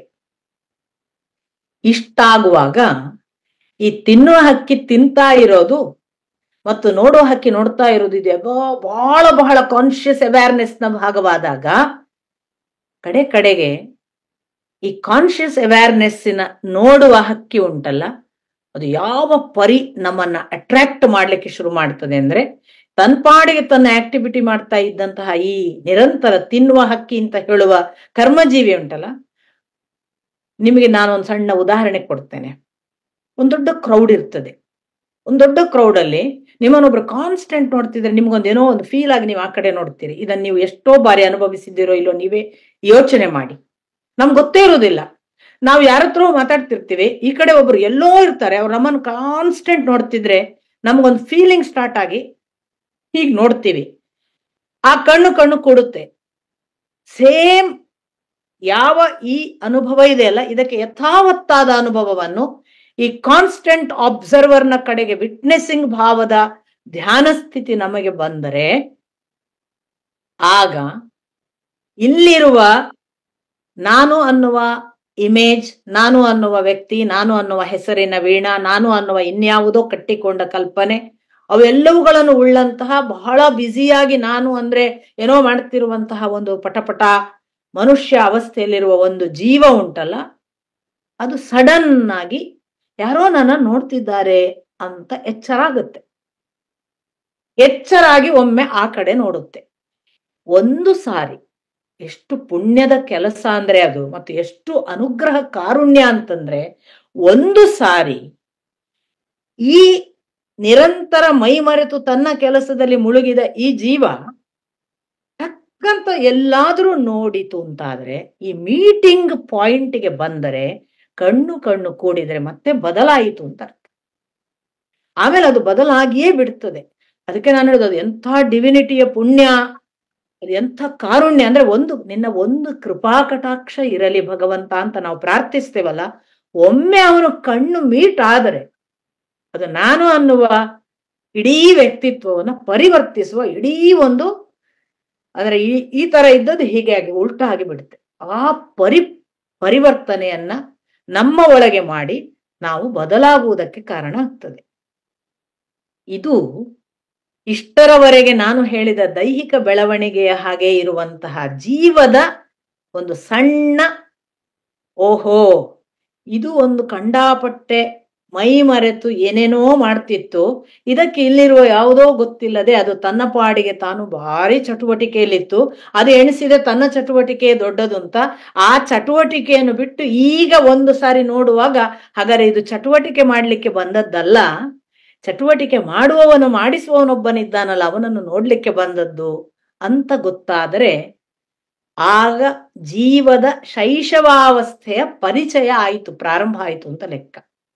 ಈ ಜೀವ ಒಮ್ಮೆ ಇದನ್ನ ಮೀಟ್ ಆದ ಮೇಲೆ ಮತ್ತೆ ಬೇರೆ ಬೇರೆ ಹಂತಗಳಲ್ಲಿ ತನ್ನನ್ನು ತಾನು ಕಾಣ್ತಾ ಬೆಳವಣಿಗೆಯ ಹಂತಕ್ಕೆ ಹೋಗಿ ಮುಂದುವರಿದು ಅದು ಇನ್ನೇನೋ ಒಂದು ಹೊಸ ಸಾಧ್ಯತೆಯನ್ನು ಕಾಣಲಿಕ್ಕೆ ಪ್ರಾರಂಭ ಮಾಡ್ತದೆ. ಆಗ ನಾವು ನೋಡುವ ಪ್ರಪ್ರಥಮ ಹಂತ, ಆಕ್ಚುಲಿ ಜೀವ ಈ ಕಣ್ಣನ್ನ ಮೀಟ್ ಮಾಡುವ ಪೂರ್ವಾವಸ್ಥೆ ಒಂದು ಡಾರ್ಕ್ನೆಸ್. ಕಣ್ಣು ಎಂತೆಂಥದನ್ನು ಡಿಸ್ಪ್ಲೇ ಮಾಡ್ತದೆ, ಯಾವ ಥರದ ಫಿಲ್ಮ್ ರೀಲ್ ಅಂತ ನಾನು ಹೇಳಿದೆ. ಅದು ಇನ್ನೂ ನೀವು ಕಂಡದ್ದನ್ನೆಲ್ಲ ಡಿಸ್ಕನೆಕ್ಟ್, ನನಗದನ್ನು ನೋಡ್ಲಿಕ್ಕಿಲ್ಲ ಅಂತ ಕಮಾಂಡ್ ಮಾಡ್ತಾ ಬಂದ್ರೆ, ಹೇಗೆ ಕಿವಿ, ಮೂಗು, ಚರ್ಮ, ನಾಲಿಗೆ ಡಿಸ್ಕನೆಕ್ಟ್ ಆಯ್ತು, ಹಾಗೆ ಈ ಹೊರಗಿನ ಕಣ್ಣು ಡಿಸ್ಕನೆಕ್ಟ್ ಆದರೆ ಒಳಗಿನ ಕಣ್ಣು ಡಿಸ್ಕನೆಕ್ಟ್ ಮಾಡಿಕೊಳ್ಳುವ ಭಯಂಕರ ಒತ್ತಡವನ್ನ ನಾವು ಅದರ ಮೇಲೆ ಒತ್ತಡ ಅಲ್ಲ ಪರಿವರ್ತನೆಗೆ ಬೇಡಿಕೊಂಡರೆ, ಆ ಕಣ್ಣು ಮೊದಲು ನೋಡುವುದು ಡಾರ್ಕ್ನೆಸ್ ಅನ್ನು. ಆ ಡಾರ್ಕ್ನೆಸ್ ನ ಒಳಗೆ ಇನ್ನು ಈ ಕತ್ತಲು ಮಾತ್ರವಾ ನಾನು ಅನ್ನುವ ಭಯ ಹುಟ್ಟಾಗಲಿಕ್ಕೆ ಶುರುವಾಗತ್ತೆ. ಇನ್ನೇನು ಇಲ್ವ ನನ್ನಲ್ಲಿ ಕತ್ತಲು ಮಾತ್ರವಾ ಅಂತ. ಅಂಥ ಡಾರ್ಕ್ನೆಸ್ ಅನ್ನು ನಾನು ನೋಡುವ ಧೀರತೆಯನ್ನು ತೋರಿಸಿದ್ರೆ, ಆಗಲಿ ನಾನು ಕತ್ತಲು ಏನೀಗ, ನನ್ನ ಒಳಗೆ ಕತ್ತಲು ಮಾತ್ರವೇ ಇದು ಇರುವುದಂತಾದ್ರೆ, ಭಗವಂತನಿಗೆ ಅದು ಪ್ರೀತ್ಯಾಸ್ಪದವಾದ್ರೆ ಆಗಲಿ ಅಂತ ಕತ್ತಲನ್ನು ನೋಡ್ಲಿಕ್ಕೆ ಸಿದ್ಧನಾದ್ರೆ, ನಿಮಗೆ ಎಲ್ಲರಿಗೂ ಒಂದು ಅನುಭವ ಇರ್ಬೋದು. ನೀವು ಕಣ್ಣನ್ನು ಹೀಗೆ ಮುಚ್ಚಿ ನೋಡಿ, ನೀವೇ ಒಂದು ರಿಂಗ್ ರಿಂಗ್ ರಿಂಗ್ ರಿಂಗ್ ಬಾವಿಯ ಒಂದು ಅನುಭವ ಆಗುತ್ತೆ. ಪ್ರತಿಯೊಬ್ಬರಿಗೂ ಒಂದು ಕಣ್ಣು ಮುಚ್ಚಿ ನೋಡಿದ್ರೆ ಗೊತ್ತಾಗುತ್ತೆ. ಕಪ್ಪು ಕತ್ತಲೆಯಲ್ಲಿ ಒಂದು ರಿಂಗ್ ರಿಂಗ್ ಬಾವಿ ಒಳಗೊಳಗೆ ಹೋದ ಹಾಗೆ. ನಾನು ಹೇಳುವ ಈ ಡಾರ್ಕ್ನೆಸ್ ಅನ್ನ ಬಹಳ ಕಂಟಿನ್ಯೂಸ್ ಆಗಿ ಧೀರತೆಯಿಂದ ನೋಡುವುದಕ್ಕೆ ಸಿದ್ಧರಾದ್ರೆ, ಅದು ಹಾಗೆ ನಮ್ಮನ್ನು ಒಂದು ರಿಂಗ್ ರಿಂಗ್ ರಿಂಗ್ ರಿಂಗ್ ಬಾವಿಯ ಹಾಗೆ, ಬಹಳ ಗಾಢಾಂಧಕಾರದ ಬಾವಿಯ ಒಳಗೆ ಹೋದ ಅನುಭವವನ್ನ ಕೊಡುತ್ತೆ. ಅದು ಬಾವಿಗೆ ಹೋಗ್ತಾ ಹೋಗ್ತಾ ಹೋಗ್ತಾ ಆ ಡಾರ್ಕ್ನೆಸ್ಸಿನ ಸ್ಥಿತಿಯಲ್ಲಿ ನಿಧಾನಕ್ಕೆ ಎಷ್ಟು ನಮ್ಮನ್ನ ಆಗ ಆ ಮೀಟಿಂಗ್ ಪಾಯಿಂಟಿನ ಭಗವಂತ ಮೆಚ್ಚುತ್ತಾನೆ ಅನ್ನುವ ಸೂಚನೆ ಹಾಗೆ ಸಣ್ಣ ಸ್ಪಾರ್ಕ್ಗಳು ಕಾಣಲಿಕ್ಕೆ ಶುರುವಾಗ್ತವೆ. ನಕ್ಷತ್ರದಂತ ಬೆಳಕು, ಚಕ್ ಅಂತ ಮಿಂಚಿದಂತ ಬೆಳಕು, ಅಥವಾ ಕೆಲವೊಮ್ಮೆ ಭಾರಿ ದೊಡ್ಡ ಬೆಳಕು ಬಂತೇನೋ ಹೊರಗೆ ಅನ್ನುವ ಹಾಗೆ, ಹೊರಗೆ ಬೆಳಕಾಯ್ತು ಅನ್ನುವ ಹಾಗೆ ಕಣ್ಣು ಬಿಡುವ ಅವಸ್ಥೆ, ಇಂಥದೆಲ್ಲ ಸಂಭವಿಸ್ತದೆ. ಅದು ಧ್ಯಾನಪೂರ್ವದ ಆ ಮೊದಲಿನ ಅವಸ್ಥೆಗಳನ್ನೆಲ್ಲ ದಾಟಿದ ಒಂದು ವಿಶೇಷ ವಲಯಕ್ಕೆ ನಾವು ಪ್ರವೇಶ ಮಾಡಿದ್ದೇವೆ ಅನ್ನುವ ಸೂಚನೆಯ ಬೆಳಕುಗಳು. ಅಂಥ ಬೆಳಕು ಕಂಡ ಮೇಲೆ ನಾನು ಹೇಳಿದ ಈ ಒಂದು ಮೀಟಿಂಗ್ ಪಾಯಿಂಟ್ ಆಗ್ತಾ ಬರ್ತಿದೆ ಅಂತ ಅರ್ಥ. ಆ ಮೀಟಿಂಗ್ ಪಾಯಿಂಟ್ ಆದ ಮೇಲೆ ಅಲ್ಲಿಯ ನಂತರದ ನಡೆ ನನ್ನ ಕೈಯಲ್ಲೂ ಇಲ್ಲ, ನಿಮ್ಮ ಕೈಯಲ್ಲೂ ಇಲ್ಲ. ಅಲ್ಲಿಂದ ನಂತರ ಟೇಕ್ ಓವರ್ ಆಗತ್ತೆ. ನೀವೇನಾಗಬೇಕು ಅಂತ ಇದೆಯೋ ಅದನ್ನು ಅವನು ನಡೆಸ್ತಾನೆ. ಇದು ಅಂತರಂಗ ಯಾತ್ರೆಯ ಪ್ರಾಥಮಿಕ ಹೆಜ್ಜೆಯ ಶೈಶವಾವಸ್ಥೆಯ ಅಷ್ಟನ್ನೇ ನೋಡಬಹುದಾದ ಒಂದು ಸ್ಥಿತಿಯನ್ನು ನಾನು ನಿಮಗೆ ಹೇಳಿದ್ದು. ಇದರ ನಂತರದ ಜೀವ ಬೆಳವಣಿಗೆ ಮತ್ತೆ ಉತ್ತರೋತ್ತರವಾಗಿ ಭಗವಂತನ ಅನುಗ್ರಹದಿಂದ ನಮಗೆ ಕಾಣಿಸ್ಲಿಕ್ಕೆ ಶುರುವಾಗುತ್ತೆ. ನೀನು ಇದನ್ನು ಮಾಡ್ಲಿಕ್ಕೆ ಬಂದಿದ್ದೀಯಾ, ಹೀಗೆ ನಡೆ, ಸ್ಪಷ್ಟ ನಿರ್ದೇಶನದ ಹಾಗೆ, ಅಪ್ಪಟ ಕೆಲವು ಆಕಾರಗಳ ಸಹಿತ, ಕೆಲವೊಮ್ಮೆ ಕೈ ಹಿಡಿದು ನಡೆಸಿದ ಸೂಚನೆಗಳ ಅನುಗ್ರಹ ರೂಪದಲ್ಲಿ, ಮತ್ತೆ ಕೆಲವೊಮ್ಮೆ ಕನಸಿನಿಂದ ಮಾರ್ಗದರ್ಶನ, ಕೆಲವೊಮ್ಮೆ ಶಕುನಗಳ ಸೂಚನೆಗಳಿಂದ, ಹೀಗೆಲ್ಲ ಮಾರ್ಗದರ್ಶನ ಆಗಿ ನಾವು ವಾಸ್ತವಿಕ ಜಗತ್ತಿನ ಕಮ್ಯುನಿಕೇಶನ್ ಲೆವೆಲ್ನಲ್ಲಿ ಇದ್ದಾಗಲೂ ಕೂಡ ಇಲ್ಲಿಯ ಯಾವುದಕ್ಕೂ ಏನೂ ವ್ಯತ್ಯಾಸ ಆಗದೆ ಆ ಒಳಗಿನದರ ಕಮ್ಯುನಿಕೇಶನ್ ಒಟ್ಟಿಗೆ ನಿರಂತರ ಇರುವುದರಿಂದ ಆ ಕನೆಕ್ಷನ್ ನಲ್ಲಿ ಒಂದು ಬೆಳವಣಿಗೆ ಆರಂಭ ಆಗುತ್ತೆ. ಅದು ಅವರವರ ಪ್ರಯತ್ನ, ಸಮರ್ಪಣೆ ಮತ್ತು ಅನುಸಂಧಾನಕ್ಕೆ ಅನುಗುಣವಾಗಿ ನಡೀತದೆ ಅನ್ನುವುದನ್ನು ಹೇಳಿ ನಾನು ಇವತ್ತಿನ ಮಾತು ಮುಕ್ತಾಯ ಮಾಡ್ತೇನೆ. ನಿಮ್ಮ ಜೊತೆಗೆ ಬಹುಶಃ ಈ ವಿಷಯವಾಗಿ ನಾವು ಮಾತನಾಡಿಕೊಳ್ಳಬಹುದು. ನಿಮಗೆ ಪ್ರಶ್ನೋತ್ತರಗಳಿಗಿಂತಲೂ ನಾವು ಒಟ್ಟಿಗೆ ನಡೆಯುವ ಅಂತ ಅನ್ನುವ ಹಾಗೆ ನಾವು ಏನನ್ನಾದ್ರೂ ಚರ್ಚೆ ಮಾಡ್ಕೊಳ್ಬಹುದು ಅಂತ ಅಂದುಕೊಂಡು ನಾನು ಈ ಧ್ಯಾನಪೂರ್ವ ಚರಿತ್ರೆ ಇದೆ, ಆಕ್ಚುಲಿ ಧ್ಯಾನೋತ್ತರ ಚರಿತ್ರೆ ಬೇರೆನೇ ಇದೆ, ಅದಷ್ಟನ್ನ ನಾನು ಹಂಚ್ಕೊಂಡಿದ್ದೀನಿ. ನಿಮಗೇನಿದ್ರು ನನ್ನ ಜೊತೆಗೆ, ನಾನು ಎಲ್ಲವನ್ನು ಉತ್ತರಿಸ್ತೇನೆ ಅಂತ ಖಂಡಿತ ಹೇಳಲಾರೆ, ಎಲ್ಲವೂ ನನಗೆ ಗೊತ್ತು ಕೂಡ ಇಲ್ಲ. ಸಾಧ್ಯ ಇದ್ದಷ್ಟು, ನನಗೆ ತಿಳಿದಷ್ಟು, ನೀವು ನನಗೆ ತಿಳಿಸಬಹುದಾದದ್ದನ್ನು ತಿಳ್ಕೊಳ್ತಾ ನಾನು ನಿಮ್ಮ ಜೊತೆಗೆ ಮುಂದುವರಿತೇನೆ. ಒಂದು ಪ್ರಶ್ನೆ ಕೇಳಬಹುದಾ? ಅಥವಾ ಖಂಡಿತ. ಬಹಳ ಅದ್ಭುತವಾದ ವಿಚಾರ ಮಂಥನ. ಇದಕ್ಕೆ ಎಷ್ಟು ಸಮಯ ಇದ್ರು ಸಾಲದು. ನೀವು ಬೆಳಿಗ್ಗೆವರೆಗೆ ಮಾತನಾಡಿದ್ರು ನಾನು ಕೇಳಕ್ಕೆ ರೆಡಿ ಇದ್ದೇನೆ. ನೀವು ಹೇಳಿದ ಹಾಗೆ ನೀವು ಇದನ್ನ ಈಗ ಬರೀ ಧ್ಯಾನ ಪೂರ್ವದ ವಿಚಾರ ಮಾತ್ರ ಹೇಳಿದಿರಿ ಅಂತ ಹೇಳಿದ್ರಿ. ನನ್ನ ಪ್ರಶ್ನೆ ಏನಂದ್ರೆ, ಅದು ಎರಡು ಪದಗಳನ್ನ ನಾನು ಇಲ್ಲಿ ಉಪಯೋಗಿಸ್ತೀನಿ. ಆತ್ಮದರಿವು ಅನ್ನುವಂತ ಒಂದು ಸ್ಥಿತಿ, ಆತ್ಮದರಿವು ಅನ್ನುವಂತ ಸ್ಥಿತಿ, ಅದನ್ನ ತಲುಪಲಿಕ್ಕೆ ಸಾಧ್ಯವೋ? ಅದು ನನ್ನ ಮೊದಲನೇ ಪ್ರಶ್ನೆ. ಎರಡನೇ ಪ್ರಶ್ನೆ, ಅಂದ್ರೆ ಆಧುನಿಕ ಕಾಲದಲ್ಲಿ ಅಂದ್ರೆ ಏನೆಲ್ಲ ಕೆಟ್ಟ ಕೆಲಸಗಳಾಗ್ತಾ ಇದೆ, ಅಥವಾ ಮನುಷ್ಯರ ದುರ್ವರ್ತನೆಗಳು ಹೆಚ್ಚಾಗ್ತಾ ಇದೆ, ಕಪಟತೆ, ಮೋಸ, ಭ್ರಷ್ಟಾಚಾರ ಎಲ್ಲ ಹೆಚ್ಚಾಗ್ತಾ ಇದೆ. ಆಗ ನಮ್ಗೆ ಕೇಳಿ ಬರುವ ಮಾತು ಅಂದ್ರೆ ಅವನು ಆತ್ಮವಂಚನೆ ಮಾಡ್ತಿದ್ದಾನೆ ಅಂತ. ಆತ್ಮ ಅನ್ನುವುದು ಅಷ್ಟು ಶುದ್ಧ, ಆತ್ಮ ಅಂದ್ರೆ ದೇವರು. ಆತ್ಮವಂಚನೆ ಅನ್ನುವಂತ ಪದ ಅದು ಪ್ರಸ್ತುತವೇ, ಅಥವಾ ಅದಕ್ಕೆ ಬೇರೆ ಏನಾದ್ರೂ ಪರ್ಯಾಯ ಪದ ಇದೆಯಾ ಅಂತ ಅಷ್ಟೇ. ಇದು ಏನ್ ಗೊತ್ತಾ, ಈಗ ನೀವು ಕೇಳಿದ ಮೊದಲನೇದು ಆತ್ಮದ ಅರಿವು ಸಾಧ್ಯವಾ ಅಂತ.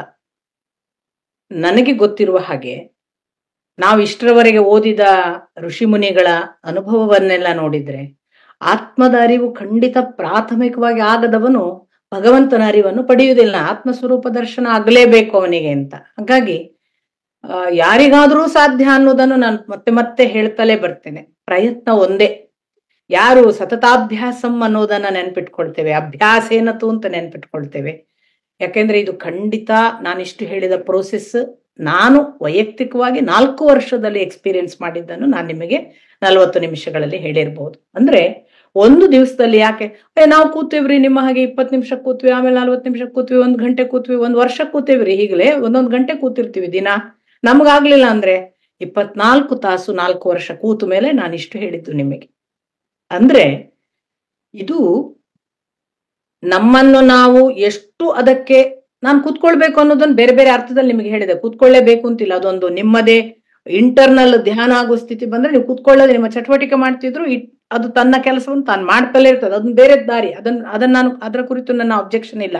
ನಾನು ಕೂತ್ಕೊಳ್ಳೋದು ಅನ್ನೋದನ್ನ ಅದರ ಜೊತೆಗೆ ಕೂತ್ಕೊಳ್ಳೋದು, ಇಟ್ ಇಸ್ ನಾಟ್ ಫಿಸಿಕಲಿ, ಅದರ ಜೊತೆಗೆ ಕೂತ್ಕೊಳ್ಳುವವರೆಗೆ ಅದಾಗಲ್ಲ ಅನ್ನೋ ಅರ್ಥದಲ್ಲಿ. ಹಾಗಾಗಿ ಆಗೋದಿಲ್ವಾ ಕೇಳಿದ್ರೆ ಖಂಡಿತ ಸಾಧ್ಯ. ಆತ್ಮದ ಅರಿವು ಆಗ್ಲೇಬೇಕು, ಆಗದೆ ಮುಂದೆ ಹೋಗ್ಲಿಕ್ಕೆ ಸಾಧ್ಯ ಇಲ್ಲ ಅನ್ನೋದೇ ನಮ್ಮ ಪೂರ್ವಜರು ಎಲ್ಲರೂ ಹೇಳಿಕೊಂಡು ಬಂದ ಉತ್ತರ. ಆದ್ರಿಂದ ಆತ್ಮದ ಅರಿವು ಖಂಡಿತ ಎಲ್ಲರಿಗೂ ಸಾಧ್ಯ. ಎರಡನೇದು ನೀವು ಹೇಳ್ತೀರಿ ಆತ್ಮವಂಚನೆ. ನಮ್ಮಲ್ಲಿ ಏನಾಗ್ತಿದೆ ಅಂತಂದ್ರೆ ನನಗೆ ನಾನು ವಂಚನೆ ಮಾಡುವುದಿದೆಯಲ್ಲ, ಅದು ಆತ್ಮವಂಚನೆ ಈಗ ಸಾಮಾನ್ಯವಾಗಿ ಬಳಕೆ ಆಗ್ತಾ ಇರುವ ಅರ್ಥ.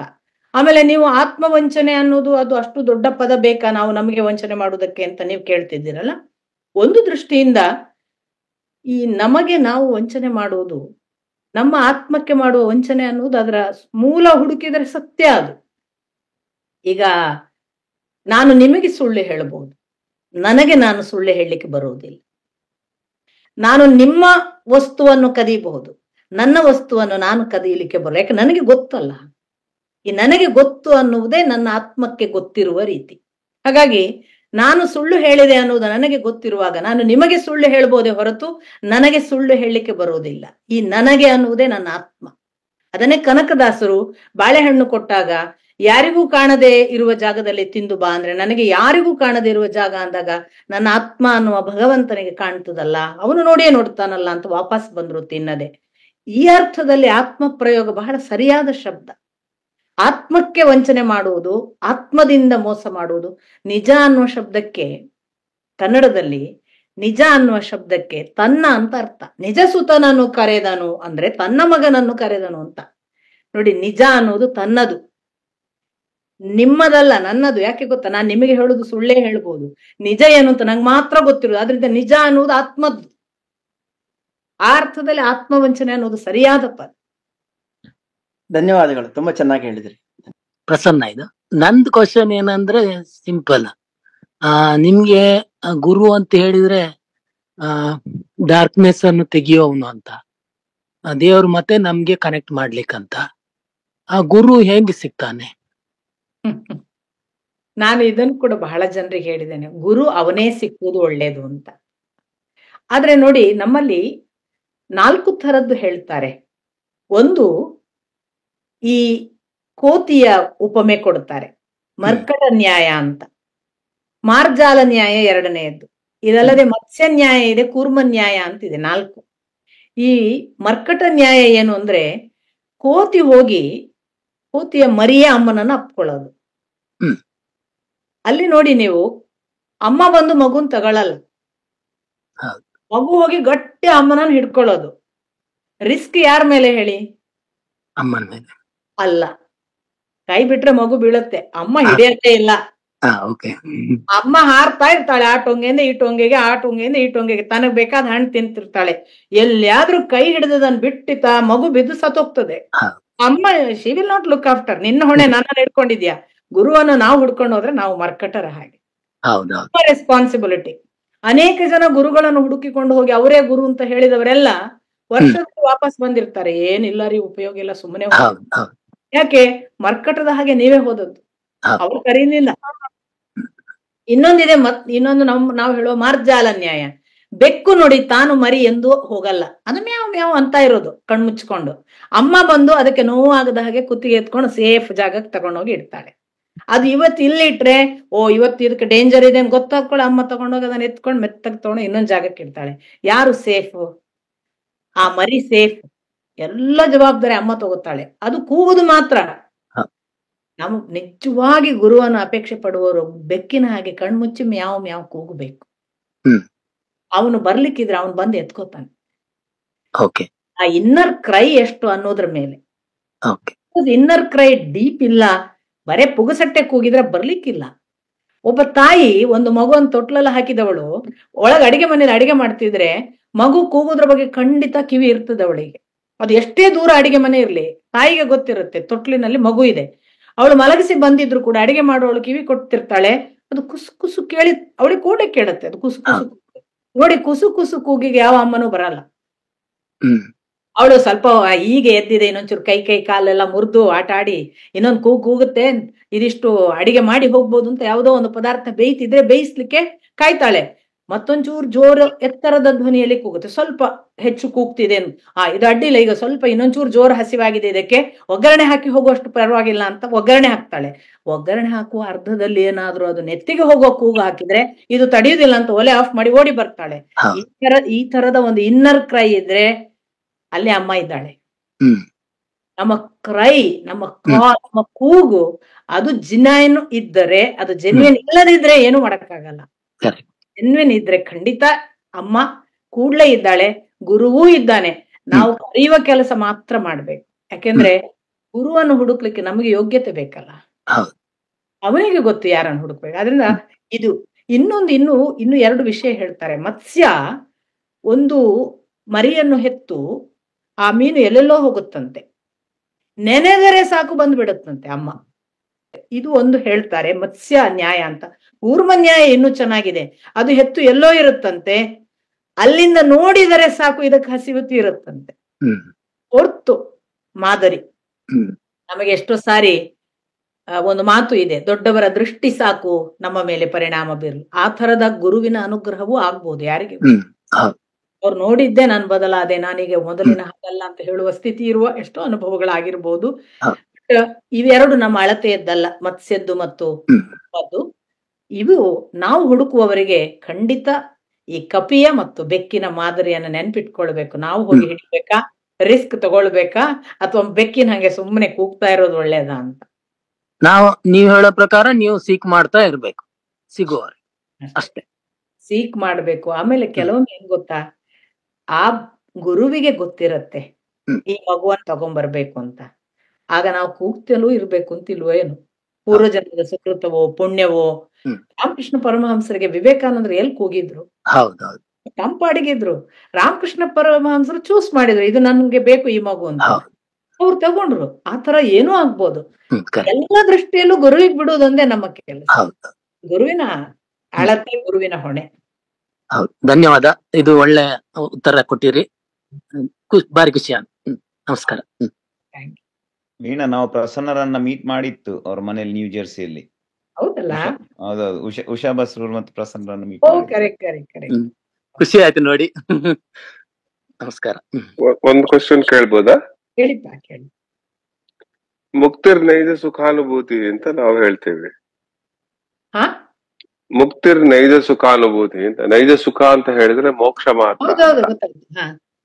ಆದ್ರೆ ಸಾಧನೆ, ಬೇರೆ ಯಾವ ಸಾಧನೆಗೆ ಬೆಲೆ ಇಲ್ವಾ? ಕೇವಲ ಮೋಕ್ಷಕ್ಕೆ ಮಾತ್ರ ಬೆಲೆಯ? ಹಾಗೆ ಖಂಡಿತ ಇಲ್ಲಪ್ಪ. ಏನು ಮಾಡಿದ್ರು ಕೂಡ ಒಳಿತಿನ ಕಡೆಗೆ ಒಂದು ಹೆಜ್ಜೆ ನಡೆದ್ರು ಅದನ್ನು ನಾನು ಕೌಂಟ್ ಮಾಡ್ತೇನೆ ಅಂತಲೇ ಕೃಷ್ಣ ಹೇಳ್ತಾನಲ್ಲ. ನನ್ನ ಬಳಿಗೆ ಬರುವುದಕ್ಕೆ 100 ಹೆಜ್ಜೆ ಇದ್ದರೂ, ಒಬ್ಬ ವ್ಯಕ್ತಿ 1 ಹೆಜ್ಜೆ ಬಂದರೂ ನಾನು ಅದನ್ನು ಮುಂದಿನ ಅವನ ನಡೆಯ ಲೆಕ್ಕದಲ್ಲಿ ಇಟ್ಟಿರ್ತೇನೆ, ಜಮಾ ಮಾಡಿರ್ತೇನೆ ಅಂತಲೇ ಮಾತು ಇದೆಯಲ್ಲಪ್ಪ. ಸಾಧನೆ ಅನ್ನೋದು ಎಲ್ಲ ಅರ್ಥದಲ್ಲೂ ಆತ್ಮ ಸಾಧನೆ.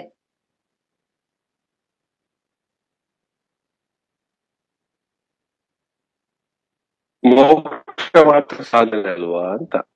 ಮೋಕ್ಷ ಮಾತ್ರ ಸಾಧನೆ ಅಂತ ನೀವು ಕೇಳುದಾ? ಹೌದು.